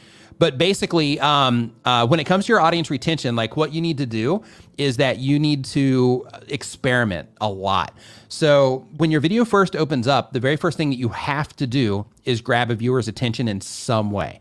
So that could be with like the things that you're showing, the things that they're hearing. But either way, you need to experiment. Like have some videos where you start with you're on screen. If you make videos where you're actually in them, start it where you're on screen. Other ones to where you start with like something else showing, like extra footage, that's not you showing. Have other ones to where you're kind of mixing things up a little bit. Have some where when it first starts, you're like, hey, today we're doing this. Have other ones to where it starts and you're like, you're saying that, but then you're not actually on screen. You're just showing, on the, you're showing like B-roll, extra footage on the footage on your video, but all kinds of experiments on your videos at the beginning, and you want to try to get through, like that first minute. Just spend tons of time on that first minute, because if you can get people through that time and to where they invest a little bit of time into your content, the likelihood of them watching longer is drastically increased. But as you're working through all that, you also want to look at it and you want to say, okay, if I got people through this first 30 seconds, then what can I do? Why would this next 30 seconds be interesting to them? The next 30 seconds after that, how would that be interesting to them? The next 30 seconds after that, how can it be, or why would it be interesting to them? And how can you make it interesting for them? So watch your own videos. And one thing, I just heard this recently, and it was from somebody saying that they saw somebody else mention this on a channel, and I can't remember who it was, but somebody was saying that there's somebody that when they edit their videos, they actually have like a phone laying there, and they've got this other stuff like laying around the desk. And if they're watching one of their videos when they're editing it, and they're trying to be mindful of what's going on, if they're watching the video and they get the urge to check their phone, or they get the urge to pick up something and mess with it, that right there, they're like, okay, I got to do something here at this part in the video because I lost attention. If I can't make it through it, then I can't expect other people to make it through it either. So one of the things they do is they just, they have stuff on their desk that will distract them. And when they're watching the video, if their attention gets pulled to that thing, then that will tell them like, hey, this particular part, I got bored and distracted. So because of that, I need to work on this part. Renee Ritchie says that it's Logan Paul's editor, Hayden. So it might've been Renee. It might've been here that Renee actually mentioned that. So Logan Paul's editor, that's some serious authority there in terms of, who is sharing that tip, right? Logan Paul's editor. So, just keep that kind of stuff in mind. Let's see here. So, and I have to mention this every stream because it always comes up, says, what is your take on using Google Ads to grow a channel? So the reason I mention this every stream is because this gets asked every stream. And I enjoy answering this question because I hope that it brings a lot of clarity to people. But when you run ads on your YouTube channel before you've learned how to get the click in terms of organically winning the click and keeping people watching for a longer period of time, getting them to engage and all of that, then as soon as you turn off your ad spend, then the views stop because you haven't learned to get those people to respond yet. However, if you do it in reverse to where you're like, hey, I'm learning to, or like I'm getting people to respond to what it is that I'm doing, so now I want to throw some money on it, then in that case, that's fine. But you have to be very specific about who you're targeting, because you don't want to just target like whoever. You want to be very specific so that you can make sure that the people that are interacting with your content are the right fit for your videos, right? The people that you're actually trying to reach. If not, then you can actually break things to an extent because you fill your, you have all these people coming and interacting with your channel, and then you stop running ads, and then you start publishing content. Some of those people are going to come in and respond and all of that. And based on how those people respond, it can either help or, end up hurting the videos that they're responding to. And then that can, cause things to work a little bit differently on YouTube based on the user habits of those people that are interacting with your content. So because of that, step one, hey, Heidi, what's up? Hope that you are doing great. The first one is you got to make sure that you can get an organic response first, so that once the ad money stops being spent, your well doesn't dry up, because you're still able to get people to respond to what it is that you're doing. You can't, unfortunately, shortcut YouTube by just throwing money at YouTube channels. If you could, then, then it'd be super easy. Like everybody would be like, oh, you mean all I have to do is find X amount of dollars to where I can spend X amount of money on ad revenue so that I can, get my channel to, X amount of size. It'd be like super easy. But it doesn't work that way, unfortunately. Well, it's fortunately because it keeps the platform, featuring good content, but it's also unfortunate because that kind of takes that hope of kind of shortcutting things away, because, if you can't get that organic response, then, you're kind of stuck. So I worked with somebody in the past that grew their YouTube channel to 10,000 subscribers using ads, and they were just going for like subscriber counts, things like that. And they reached out to me because of that problem. And unfortunately, they were just thinking like, what's the cheapest amount of money that I can spend to get the most amount of exposure for my channel. And because of that, the places that they were targeting with those ads were bringing in completely the wrong type of people to their channel. And because of that, they grew their channel to 10,000 subscribers. They thought it was great, but why isn't anybody watching my videos? Well, the reason nobody's watching your videos is because you targeted countries that had the low amount of, where you didn't have to spend a lot of money in order to get a lot of views. And because of that, you just grew an entire channel of 10,000 people on countries that you're not even trying to reach in the first place with the content that you're putting out. So you just got to be really mindful about that kind of stuff. Let's see here. There's also an internet marketer, as a matter of fact. I'm not going to call him out, but there's an internet marketer that was posting around in Facebook a while back. This is probably 2 years ago. He grew his channel to 40,000 subscribers. He said he spent, I think it was like $100,000 or $200,000 on advertising for his channel. He grew it to 40,000 subscribers, and same exact thing happened. Is once he turned it off, he couldn't get people to respond, and he was out there looking for YouTube consultants and all that, trying to help him with it. And eventually, he turned it around. He's able to get the channel going okay.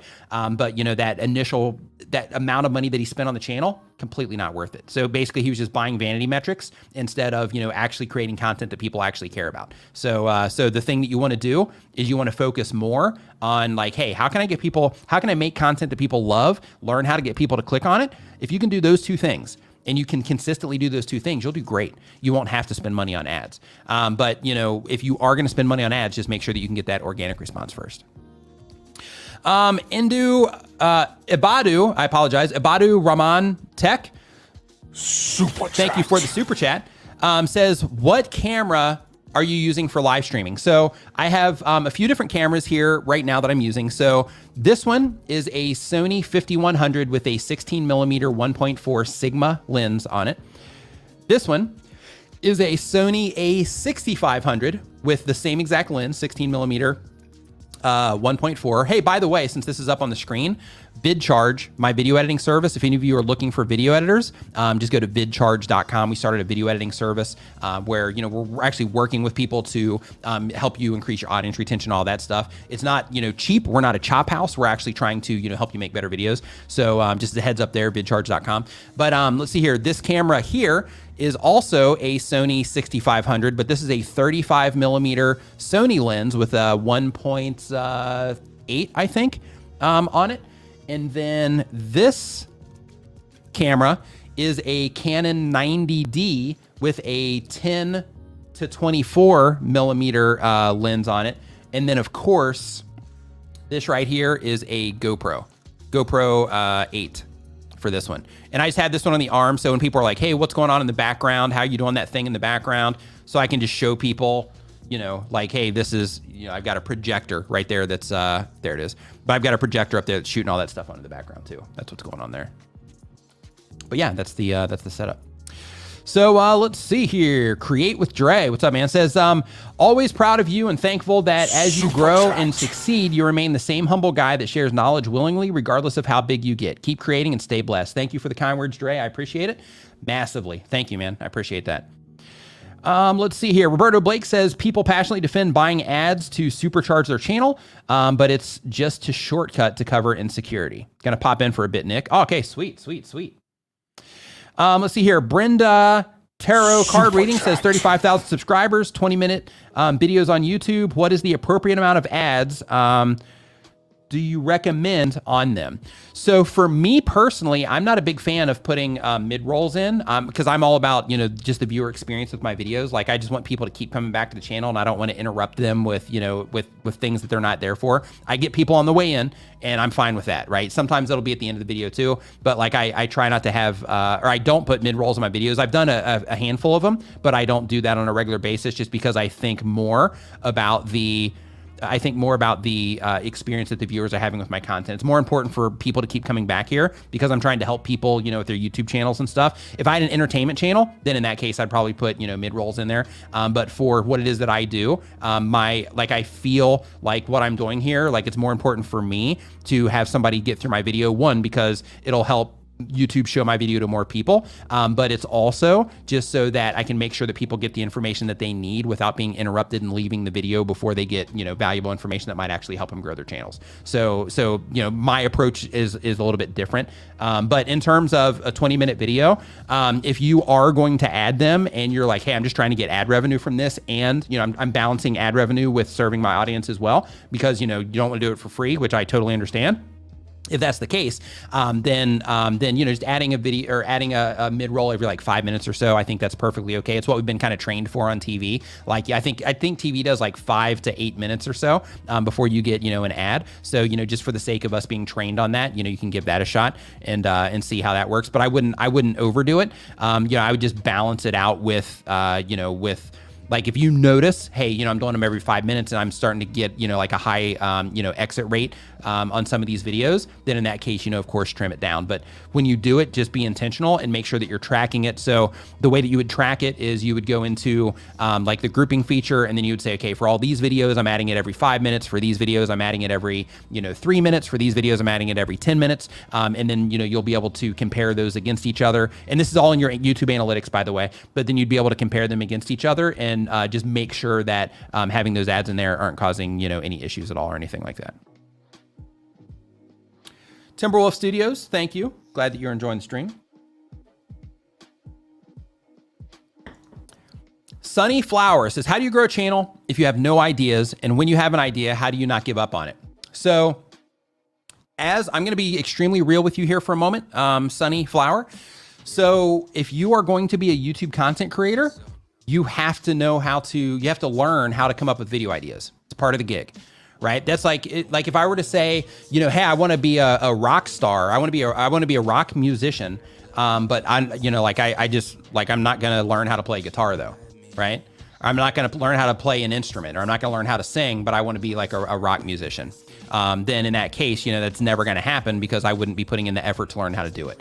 So what you want to do is I have videos on my channel. If you just go to Nick Nimmin, if you go to YouTube.com, and at the very top of the screen, you're going to see a search bar. If you're on a mobile device, then in that case, you'll see it on the bottom. But you want to click in that search bar, look for my name, just look for Nick Nimmin, and then after my name, just put video ideas. And then you're going to see videos that'll come up that will just give like lists of video ideas that you can do. But then there'll also be the more important videos, which show you how to come up with video ideas. And the specific ones that you want are things like how to come up with unlimited video ideas or endless video ideas. And you want to use those in order to figure out, what are a right fit for the people that you're trying to connect with, and also the things that you are, that you're interested in as well, because you got to balance that out, right? So just learn, you have to learn how to come up with video ideas. You have to go through within yourself. You have to go through the process of being dedicated to something and not giving up because it's hard. Because I'm telling you right now, if you're just getting started on YouTube, it's hard. This is not something that's easy. It's not hard work. Like, we're not digging ditches. We're not out in the sun blazing heat all day unless you're out there vlogging. You're not doing anything, or for some of you that do some content, you might be out there, recording some of the other stuff that you do out in the sun and heat and, digging ditches and all that. But, in terms of, the actual process of, being a content creator, like making videos and, being inside, and editing those videos, all that good stuff. Like, it's not hard labor, but it is hard up here, because you have to be intentional about what it is that you're doing. You have to be paying attention to what it is that you're doing. You have to be objective. You have to make yourself do it as well. And all of those things can be difficult, but if you recognize that and you're like, hey, it's difficult, but then you commit to it, like, hey, I'm going to see it through because this is something that I want, then in that case, then you just have to commit to it and dedicate to the discipline side of like, hey, I'm going to make this happen because it's something that I want to achieve. Roger Wakefield says some of us are digging ditches. Tell you what, this guy, if you want to see a insane TikTok account, look at his Instagram as well. Some of the stuff that he has on his TikTok and Instagram, his YouTube channel is awesome as well. But like some of those, cause like I'll be going through like TikTok or Instagram and I'll hit, Roger's stuff and jaw dropping, just some of the stuff people put into toilets and how he gets some of that stuff out of there. And Roger, some of the positions that you put yourself in terms of like, like you're right there by a hole in a wall and you like pull it and then all this stuff comes flying out. It's crazy. Okay. So ladies and gentlemen, boys and girls, people of all ages, At last, the Sith Lord of YouTube, Roberto Blake. Roberto Blake. What's up, my dude? How's it going, man? What is up? What is up, Nick? What is up, Nick? How are you doing? Wait, we're getting feedback there. When I'm talking, you're hearing. You sound great here. I don't know if they're hearing something. Maybe it's something feeding back through. Maybe. I've got some music, some just chill music playing. I don't know if that's what you're hearing. No, I'm hearing myself when I. Wait, hang on. I think. Okay, there we go. It's my fault. I need to hit the little green button on the Rodecaster. You know, for monitoring. That was my bad. Oh, okay. How's it going? Oh, I guess, yeah, it was an echo. Yeah, we definitely got some of that feedback. So it's all good now? Wait a minute. Oh, it's still going. Hey, Nick, can you say something so I can see if I can hear you? Something? Something. Okay. I don't know what's going on with the whole thing. Why I'm hearing myself. Here, give me a second. It might be on my end. I can turn off. Hold on. If I turn off the mix minus, then that will take out the sound effects, I think. But here, let's just see what happens. So let me do the mix minus. Bam, mix minus is on. Did that fix it? Say something, Roberto. I just turned echo cancellation on in StreamYard, and I'm fine now. Oh, okay. So that got it. Good. Okay, so then I will switch this out just in case we need it. Boom. Wait. I think they're saying on their side it's still echoing. Maybe you need to select echo cancellation on your side. Yeah, let me do it. Wait, no, they're saying it's good now. Sorry, I guess there's a delay on their side. They're saying we're good now. Okay. Good. So then I'll switch this as well, and then we'll be able to just make sure that is happening there instead of here. Yeah, no. And by the way, this is a good teaching moment and everything, guys. Nope. There we go. Wait. Make it back. Did you say it's back? Yeah. Is it like really back? Yeah, like I'm hearing myself as I talk right now. And it just happened? Yes. Okay, yeah, it's coming through me then. Okay, let's see here. Yeah, they hear it too, is what they were saying. Okay, now is it gone? Let's see. I think it is.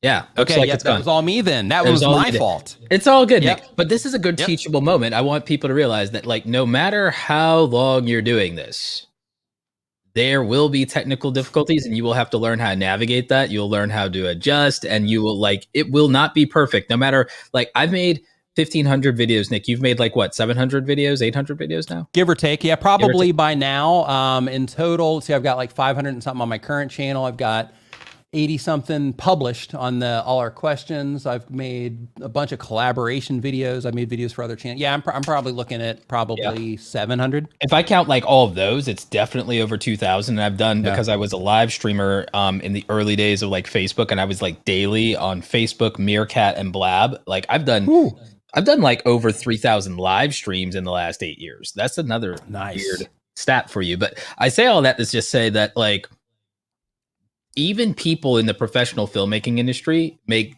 goofs and gaffes and get things wrong, even at a technical level. There's no like amount of anything that will get it to be perfect 100% of the time. So you should all be encouraged by that, by the way. That's just kind of my take on it.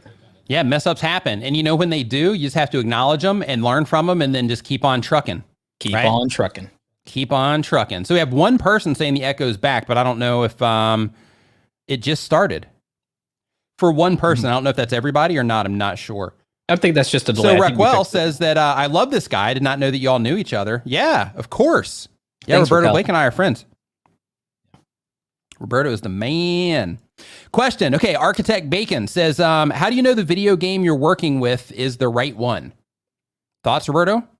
And I'm guessing the right one based on, the ones that are going to get views on them. The reality is there's no determining that. But there's an easy way to do trend surfing. You could literally look at a game that a larger creator, like say Markiplier. Markiplier was doing a bunch of these different games, and then he would kind of like abandon them and move on or do other content. And then Bijou Mike because he saw that like a lot of the bigger YouTubers, Jacksepticeye, Markiplier, PewDiePie, were playing these like dating sims or hentai games from time to time, based around kind of the culture of Japanese anime. He decided to kind of make a lot of the genre, majority of his gaming content around things like Doki Doki Panic and things like that, and other dating RPG sims. And because these creators had built an audience that had like videos with these like 5 million, 10 million views, and then they moved on to a different game completely, like, you know, a horror game or Five Nights at Freddy's or something like that. So then this audience that had like gotten really invested in a certain type of content didn't have anywhere to go. Well, here comes Bijou Mike. He filled in that gap. And again, I'm just pointing out that just because a bunch of big YouTubers build up a trend and then abandon that trend doesn't mean that there aren't still people who exclusively want that content. They weren't there. It might have been that, yes, because they were a big YouTuber, anything they would do got a bunch of attention, but they mainstreamed and got people into a game or into a trend or into a hobby. And then when they move on to other content, the people that they got invested in that trend or that hobby or that game still want to consume that content. If you decide to supply that after market demand has been proven, you can be successful. It's not that you will be successful, it's that you can be. So just remember, if demand is proven, just because a big YouTuber moved on doesn't mean all the people who watch that content did. There's even people that have thriving channels on retro games as well. You know, like it doesn't have to be something that's like big and popular right now. It can be something that was, you know, popular in the past. I know people grow channels on indie games as well. Yeah. Where people are like, you know, hey, you know, like I just want to see like new games that, you know, that just might be fun and all of that good stuff. People grow channels on that. Indie as well. games, retro games. I mean, and also just even the lifestyle. People forget that, like, they keep thinking they have to be a Let's Play channel, and they don't realize that they could be like, they could do Let's Plays, but they could make their channel more about the lifestyle of gaming. Look at Metal Jesus Rocks. See, when I talk I'm about not familiar with that channel. Can you give me a breakdown? Metal Jesus Rocks has one of the single largest complete collections of video games and retro games in the entire North America, like in the entirety of North America. Holy cow. He had to buy a new house just to fit everything. Oh my God. Like, I'm not joking. Like, Metal Jesus Rocks, this whole thing. And he's like an older dude. He's like, I think he's older than you and me. Like, he's slightly older than you and me. And it's like, he literally has, you know how like people have entire like bookcases? Like almost like a public library level of like bookcases. Like some of the most popular booktubers I watch have literally, like, it's like walking into a Borders. He has that, but with nothing but just video games. Like, that's crazy. Like, it's crazy. And he has every console console ever made. That's crazy. It's awesome. It's awesome. Yeah, it's like it's awesome and it's crazy at the same time. Yeah, it's like a living museum to gaming. And here's the thing. People love that. There are people I've seen who have built their own DDR Dance Dance Revolution machines, like in their basement, and people love that. A lot of our friends got all of the collect all the arcade 1-ups and have like their own mini arcades. The actual cabinet. Yeah. Yes. People would watch that. And now that like COVID is over, if I was going to be coaching a gaming creator, like with COVID being over, I would have them literally doing scavenger hunts and finding like retro games at like flea markets and finding the old consoles at flea market. People would watch that. People would be much more, in my opinion, entertained by that.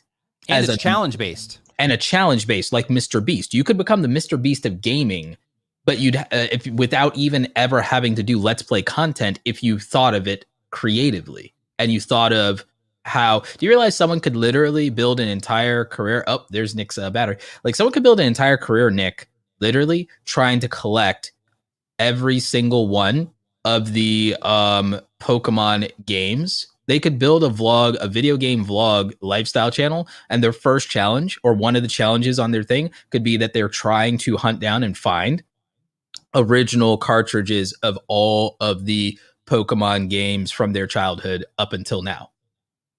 People would watch. I would watch it. Absolutely, they would.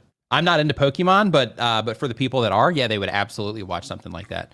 ASMR Dream Moore says, are you going to write a book with YouTube tips one day? No, I'm not.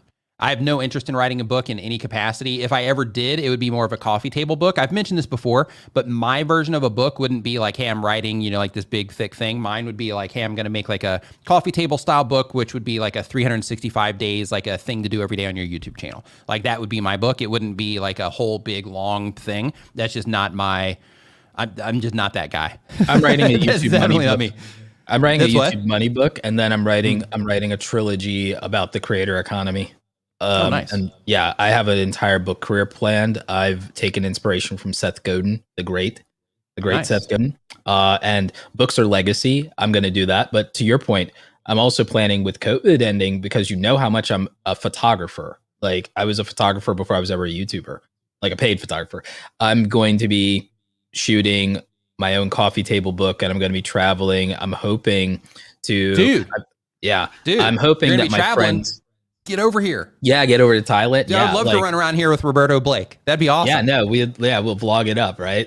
So that's the plan, is to do that. And I actually am planning a wildlife photography camping road trip with some of my friends who are the photographers and tech YouTubers and everything like that. I'm talking to Sydney. I don't know if Justine or Jenna want to do it, but like they might do a camera camp thing again soon with Sony. So yeah, that's I'm gonna do that coffee table book too, man. Nice. Yeah, I probably won't do it, but I'm just saying if I did do a book, mine would be like a coffee table version. Just because I'm not like, when it comes to books, like I enjoy reading books, but I enjoy listening to them more. So because of that, like if I did like an actual book, it would just be like an audiobook only. You should just have the audiobook thing, but I would have somebody else, do the writing part if I did the audio version. You should just straight up do an audiobook. You should just straight up do an audiobook and then just have it translated to all the things and everything like that. I think that people would love that. I mean, this community would love to support that from you. And it's something that, it'd be good. I think it'd be great. For me, because hold on, let me get to that shot right here. Like we've already got, Daryl's book, Brian's book, Sean and Benji's book. Like for me, like the reason I would do the coffee table book is, one, because I'm just not a book guy in terms of like writing one. Like I don't want to be in like an author or anything. And two is that a coffee table book is just something that, nobody's done it yet. So if I did do a book, it would be like that type of thing. Cause then I could like stylize it and make it all look cool. And it wouldn't be just be like, page one, here's some written things. And then page two, here's some written things. It would all be, like look dope and, have all types of cool imagery in there and things like that. If you want to do that, here's the thing. We could even make it a giant YouTuber collab with all of our homies, and I can do a lot of the photography, and we could make a 365 days of creator inspiration or something like that. Or and we could literally make a coffee table book for content creators, and we could literally make it something inspiring, and like we could actually do stuff collab with their favorite creators, and we could make this really inspirational coffee table book, Nick, and I will be happy to do 365 creators. We could, or like a creator a day. Yeah, like a tip from a creator a day. We know enough people. Yeah, the time though. Yeah, just the time and all that. Like, yeah, that's just not my. Nick, could from a project standpoint, huh? Nick, we could literally get it done at Vid Summit. Yeah, that's true. We literally could ask one tip on camera from people, and you could even make a micro project out of it for like the video part of something. I don't know where the videos would live, but you could literally just ask one creator at Vid Summit, and we get their name, and I take an amazing like headshot of them, or even just a photo of them in context of some like a candid of them, and we just do that. And like, I mean, I'm not saying we have to. I'm saying we could. Yeah, I absolutely could. Yeah, it's just for me, like on the project side of things, like that's definitely something, if I were to do it, it wouldn't be like in the immediate future for me.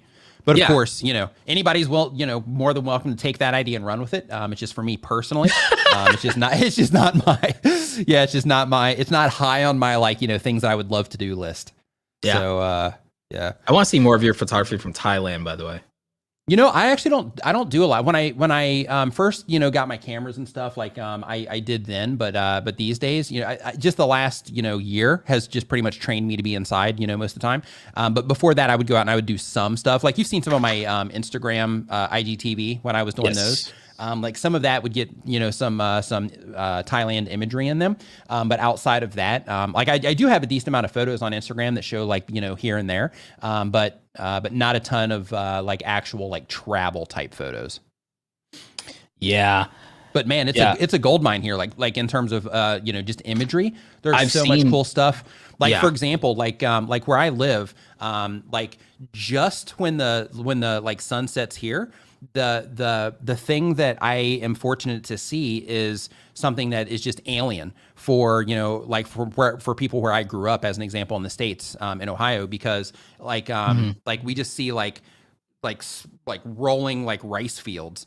And just like that, with like mountains in the background, with like the sun, and like, I mean, it's absolutely incredible. And just like those types of shots are cool. But in addition to that, in the early morning, something cool happens here. I mean, I think it's cool. It's just part of their culture. But like something cool happens here to where the monks will go out in the early morning, and you'll see yeah, dude, it's awesome. That's for amazing. Imagery, right? You just see these lines of, like 10 monks or 5 monks or, 15 monks, to where they're just like walking down the street all in a line. And then like basically the locals will come out and they'll give them their offerings for the morning. Because that's the whole thing with them being Buddhist, is they go out and then they can only take what people give them. If nobody gives them anything, they don't eat. That's just the deal. So they go out, and then the locals will come out, and then they'll give them food, and they'll go down, kind of like on their knees or whatever, and they kind of offer it to them like this. But some of the imagery that you can get out of here my lord, I want to capture that. It's pretty cool. My lord, it's really cool. Yeah, that is so cool. Jade says, loved Thailand so much, that's where I hope to retire. Yeah, it's a cool place. There's just like anywhere else, there's positives and negatives with it. So, some people come here and they're like, yeah, I would love to live there, and they move here and then they're miserable just because they can't do or access all the things that you can typically do in the States. Other people will be like, hey, I came here because I can't access that stuff, and they absolutely love it. And then there's the people that kind of balance in between, the two. Some people, absolutely love it. Some people come here and they get bitter just because it wasn't what they expected when they came here on vacation versus when they actually moved here and lived here. Yeah, like people around me are concerned that if I come visit you for like 2 weeks, I might never come back. There's a good chance. Like you'll probably go back, but you'll go back thinking like, how can I end up? I get over here. Yeah, right. That's what happened to me. My brother brought me over here for a month, and the whole time I'm thinking like, wow, this is incredible. Like I gotta, like I would love to be able to stay here. So that ended up working out. That's good. So let's see here. So let's get back on track here. Says, I live there 20 years now. So agree, it's amazing. So we have Expat Jeannie, who lives here also. That's cool. Or lived. I don't know if they live or lived. So that's cool. Yeah, I so assume Jane's they do been in expat China content for 6 years. Oh, nice. Yeah. Yeah, I assume they do a lot of expat content. Like, that's kind of dope to have a resource like that. If you want to do, not to go a certain route, but it's like with what the tax situation is looking like over here, Nick, you might be having company. Like you might have a lot of your friends going over to Thailand. Yeah, that'd be awesome. Turn this into like a YouTube hub. That would be great. Yeah, no, I mean we could actually. It's already a digital nomad hub, like pre COVID and all that. It's already a digital nomad hub. They have like for example, people will go to Bali. And then they'll go there and they'll stay there for like a month, and they'll have like these like entrepreneur like think tank houses to where they'll go there, and basically like it'll be there's different ones. So there'll be like the digital nomads where there's people trying to figure it out, but then there's like the established people that have it figured out, but then they go there to network for like a month and help each other on projects and things like that. And then some of those people will also come here and do like similar things here as well. But like that whole like collaboration culture is a really big thing for all the digital nomads that are traveling through here. It's pretty cool, and the ones that just live here in general. It's pretty awesome. Let's see here. So it looks like you have a super chat. Looking up on the thing for there it is. Boom. Says let's see here. Boom. Oops. That muscle memory kicking in. Actually not muscle memory, just the wrong. I didn't change it back in the Roadcaster. Okay, let's try that again. Superchat. There we go. Nick, what's your take on people doing so many live streams? Many in my niche Vegas vids are flooding their feeds. I think it's bad growth strategy, though. You need standard uploads that are searchable. Yes. So when it comes to live streams, you don't have to have standard uploads that are searchable. You just have to think of with the live streams that you're doing, how are those live streams structured, and are they structured in a way to where they can be a standalone piece of video content, to where once the live stream is over, do people still get a lot of replay value value out of them. If they do, then it's fine to do, you know, daily live streams or whatever it happens to be on the YouTube channel, as long as people are responding to them. But if people aren't responding to the live streams the way that you want, then thinking of, okay, what type of doorway content could I make on the channel to bring people into what it is that I'm doing? That's where, you know, that video content might come in as one of the methods that you're using to actually get people into the channel, so that when you do live stream, then you have more people hanging out in the live streams and all of that. Any additional thoughts there, Roberto? Like, if something's working, it's working. Like, I mean, you and I have had live streams that get 20,000 views, and then we've had regular uploads that get 4,000 or 5,000 views. I really thought your YouTube Shorts video was going to get more views. I think that when I do my YouTube Shorts video this weekend on everything you need to know, I think it's probably going to do horrible and it's going to tank. In fact, I actually have no confidence in any of my uploads for the next 30, 40, 50 uploads doing well, to be honest with you. But I'm going to do them anyway. I hope I actually stick to that. But it's like, but I think all of my videos are going to tank and get trash views for the next 20, 30 uploads, because I took almost 2 months off from regular uploads to do live streams instead. The live streams kind of performed. It just depends on how I title them and a little bit of the timing.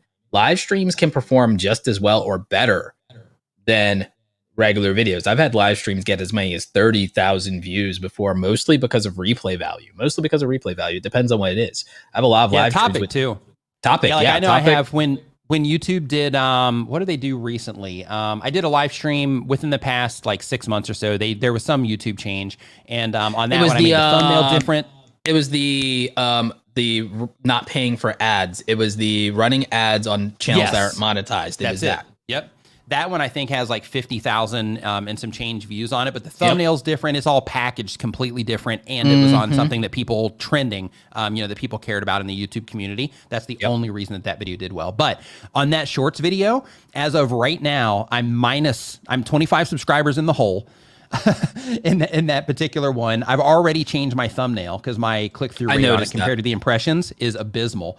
And the change that I made, because I'm just looking at it right now, the change that I made actually made it worse. So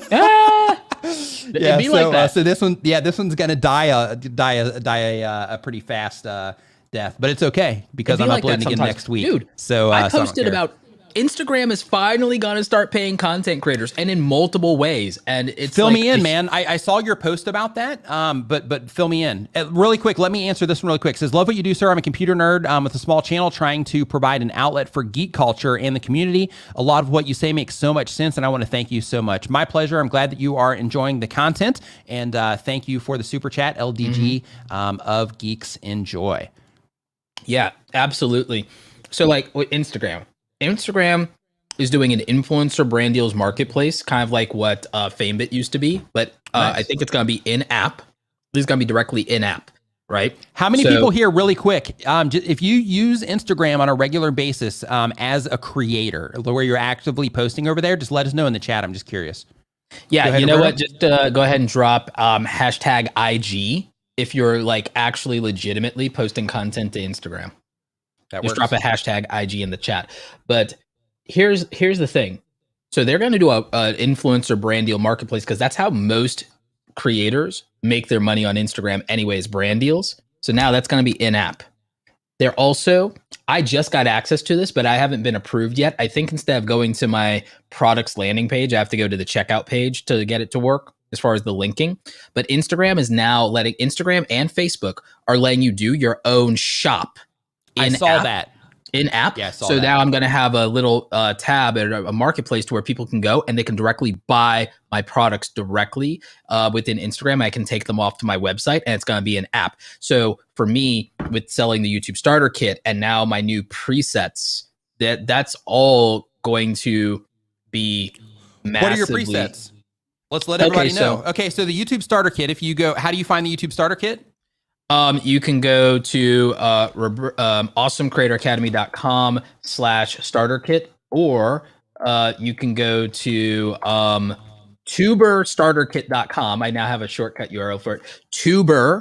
tuberstarterkit.com, like tuber tools, tuberstarterkit.com, and you can get the YouTube starter kit. Over 99 Photoshop downloads for $99 to help you with your YouTube graphics, your channel artwork, your thumbnails. Also, you'll get my guide on I believe it's the 20 video ideas, isn't it? I think it's like 100 video ideas but also 100 free fonts to use with your YouTube art. But also, I think we have the 15 or 20 best title formulas for YouTube. And then I give you like 5 examples of each title formula. And I explain to you the concept of title formulas.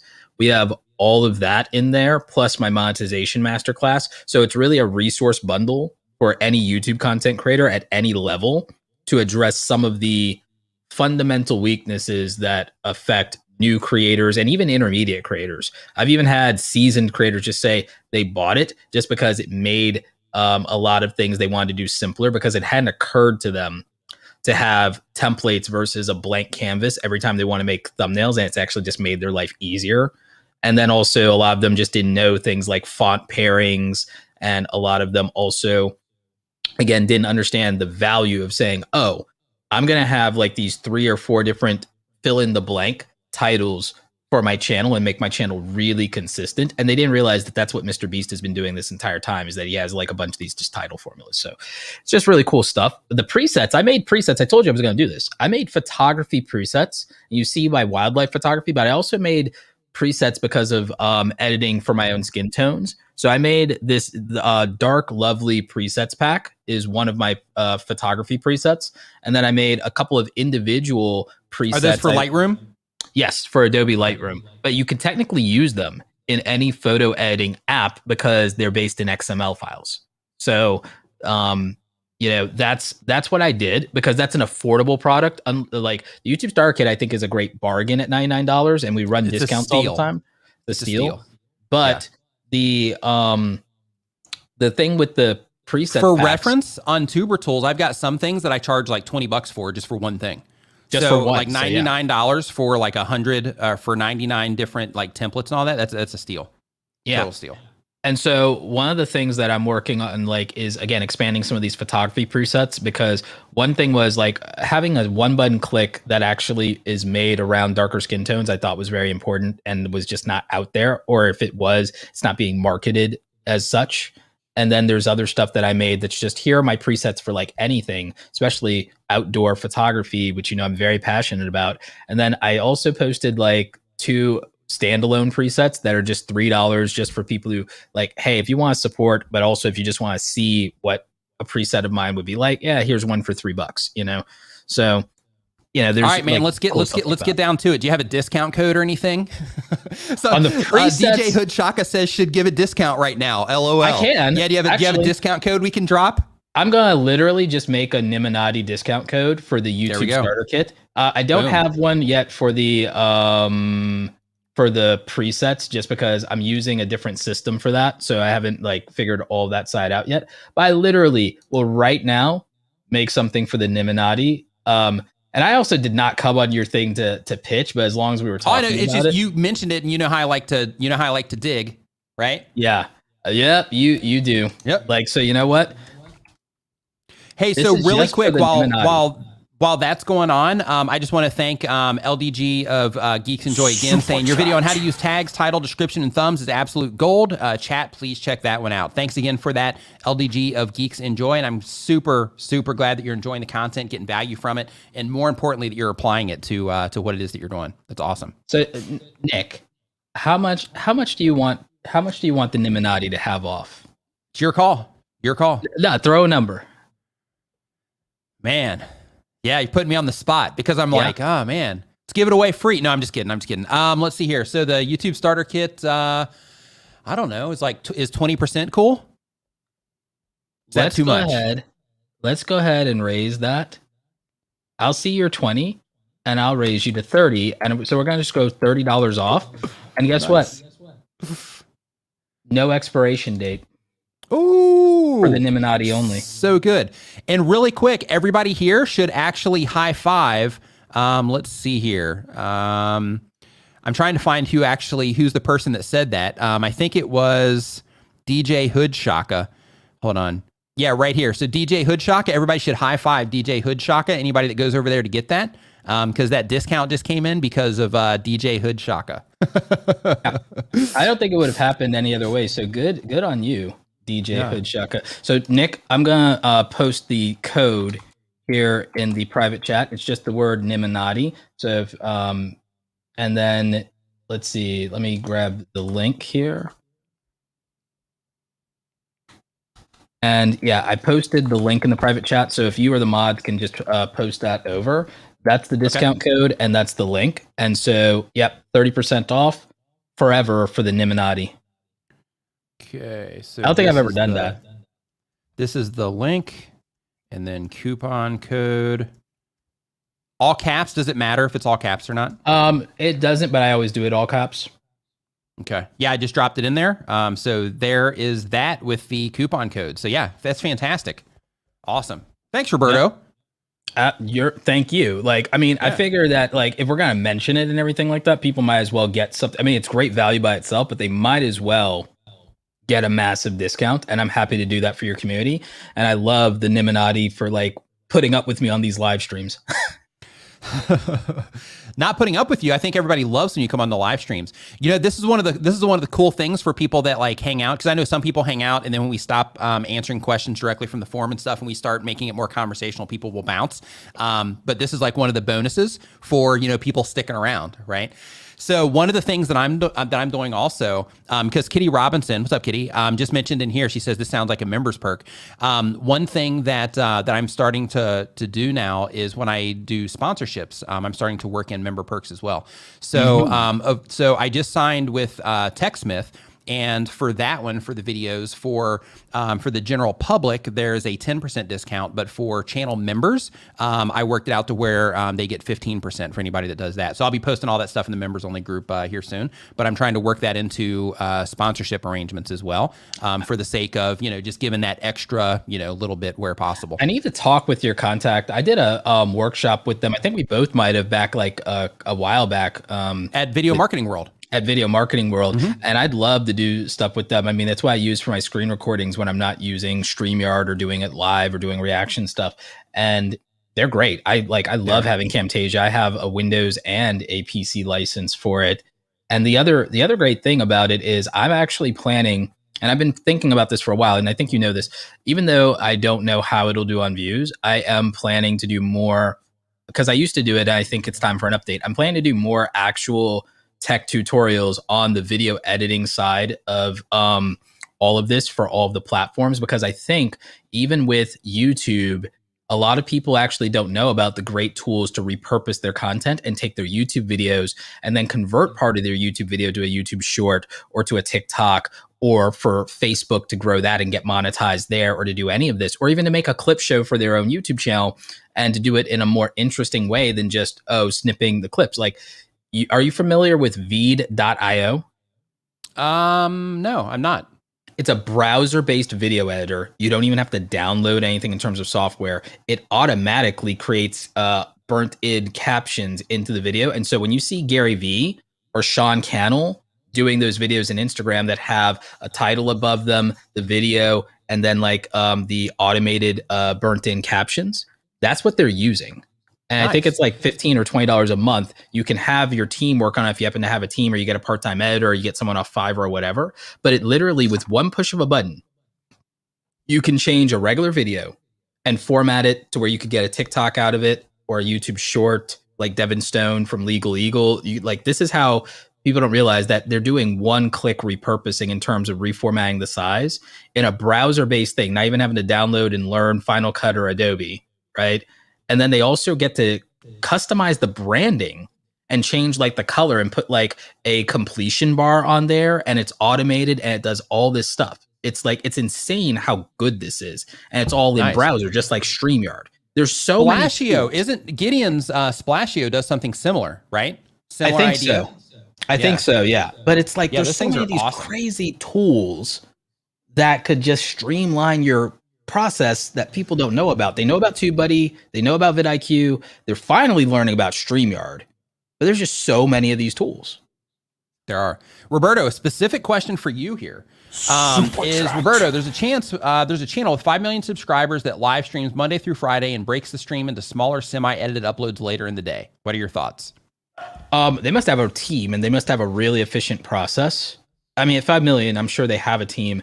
They've got a really efficient process. I think it's great because I think that clips are the discovery engine for channels that do larger content. I mean, we've seen how well that works out even for like Joe Rogan, that the like individual clips can get as many views as the actual interview because of the individual topic or question or the segment of the debate that's the most interesting thing.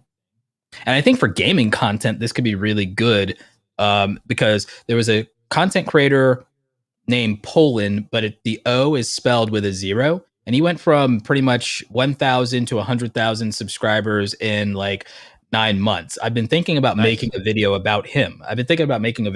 Because like people keep saying it's impossible to grow as a YouTube gamer. They think that we only can give advice to education channels and not entertainment channels, and that our tactics don't work. Poland did exactly the things we've been talking about for a long time.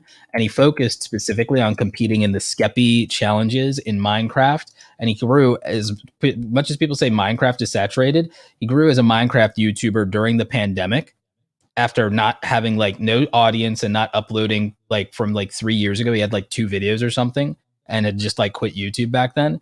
And then during the pandemic, in like 9 months, he got to 100,000 subscribers from nowhere. And now he's at over 250,000 and he's crushing it. Hey, really quick, Roberto, my eClass Invites wants to know what that app is that you were talking about. It was Veer.what? No, Veed.io. Veed.io. So V is in Victor, E is in Edward, E is in Edward, D is in Delta, dot, I as in Instagram, O as in Oscar. Boom. All right. So on that note, Roberto, thank you for coming on, man. I appreciate you spending a few minutes here with me today. We are we're past the normal 3-hour mark on here by 30 minutes. So I just want to thank you for coming on here, sharing your information, and hooking people up with a discount code as well for the YouTube starter kit. That was awesome. The tubestarterkit.com for that. That was awesome. Thank you. Tuber starter kit. Yeah, thank you for that. That was awesome. And everybody, I've got links to Roberto and the Awesome Creator Academy down in the description below. So make sure that you go down there and you check those out so you can learn from Roberto and all the stuff that he talks about on his channel. Because in addition to just like YouTube help stuff, he also, talks about the economic sides of being a content creator and how to generate more money and like all of that good stuff that is important to us as content creators for the sake of sustainability. So if you're interested in that type of content, definitely make sure that you check out Roberto. But before we leave, one more super chat came in that I'm going to answer here really quick. And from Legendary Beat says, hey, Nick, I have a gaming review / rant channel cooking up, and I've been watching a lot of you and Brian G. Johnson learning so much. And thanks for the V.io plug, as I just checked it out. Fantastic. Yeah, Roberto came in just dropping all kinds of value today. This is great. Yeah, giving resources and all kinds of good stuff. I can't wait till we can do events again. Like, I actually am making printouts of things. Like, I have the 6 business models of the creator economy. Like, nice. I actually literally have. I got this from, believe it or not, Canva does great work with the prints, not just with design. A lot of people are sleeping on Canva. I'm an Adobe guy and I don't sleep on Canva. And then they actually even have a print on demand type service for your stuff. So like, I'm going to put these in the seats when we go to Vid Summit and Power of Video. If you guys want to go to some events and hear some great speakers, Power of Video, our friend Dan Courier from Creator Fundamentals, another People of Video. People of Video. Sorry. Yeah. Power of Videos in Belgium. In Belgium. Yeah, that's right. Thank you. Like, so yeah, People of Video. It's going to be in Albany, New York this fall. Thankfully, because we're finally reopened, Nick. Finally reopened. So we're just going the opposite direction here right now. Yeah, we're having some serious problems here right now. But yeah, don't underestimate, first of all, the importance of diversifying your economic streams as a content creator. My friend CoffeeZilla had his channel deleted by accident by YouTube, and thankfully they just restored it. But it should have never been queued for deletion, and it like really shook him as far as how fickle things can be and how you can lose everything overnight. And so diversify your platforms, but also diversify how you make income off platform. If you want to be a full-time content creator. It's something we're going to be talking about a lot here in the future. Boom. So again, Roberto, thank you for hanging out. Mods, thank you for holding it down. As always, everybody that was hanging out in the stream today, I hope you learned something from all of this. And one of the things that I want to leave you with as well is that, hearing everything is great, but the real wins come from application and from experimenting with what it is that you're doing. So please write down something that you learned in the stream today and say, okay, I'm going to focus on, this thing or these couple of things this week until we see you again next week. So you can go ahead and start, taking some action on what it is that you're doing. So thank you so much for hanging out. Anybody that joins as a channel member, I will be letting you into the Facebook group here in just a little bit after the stream goes down. Everybody, just thank you for hanging out and have an awesome rest of your week. And we will see you next time.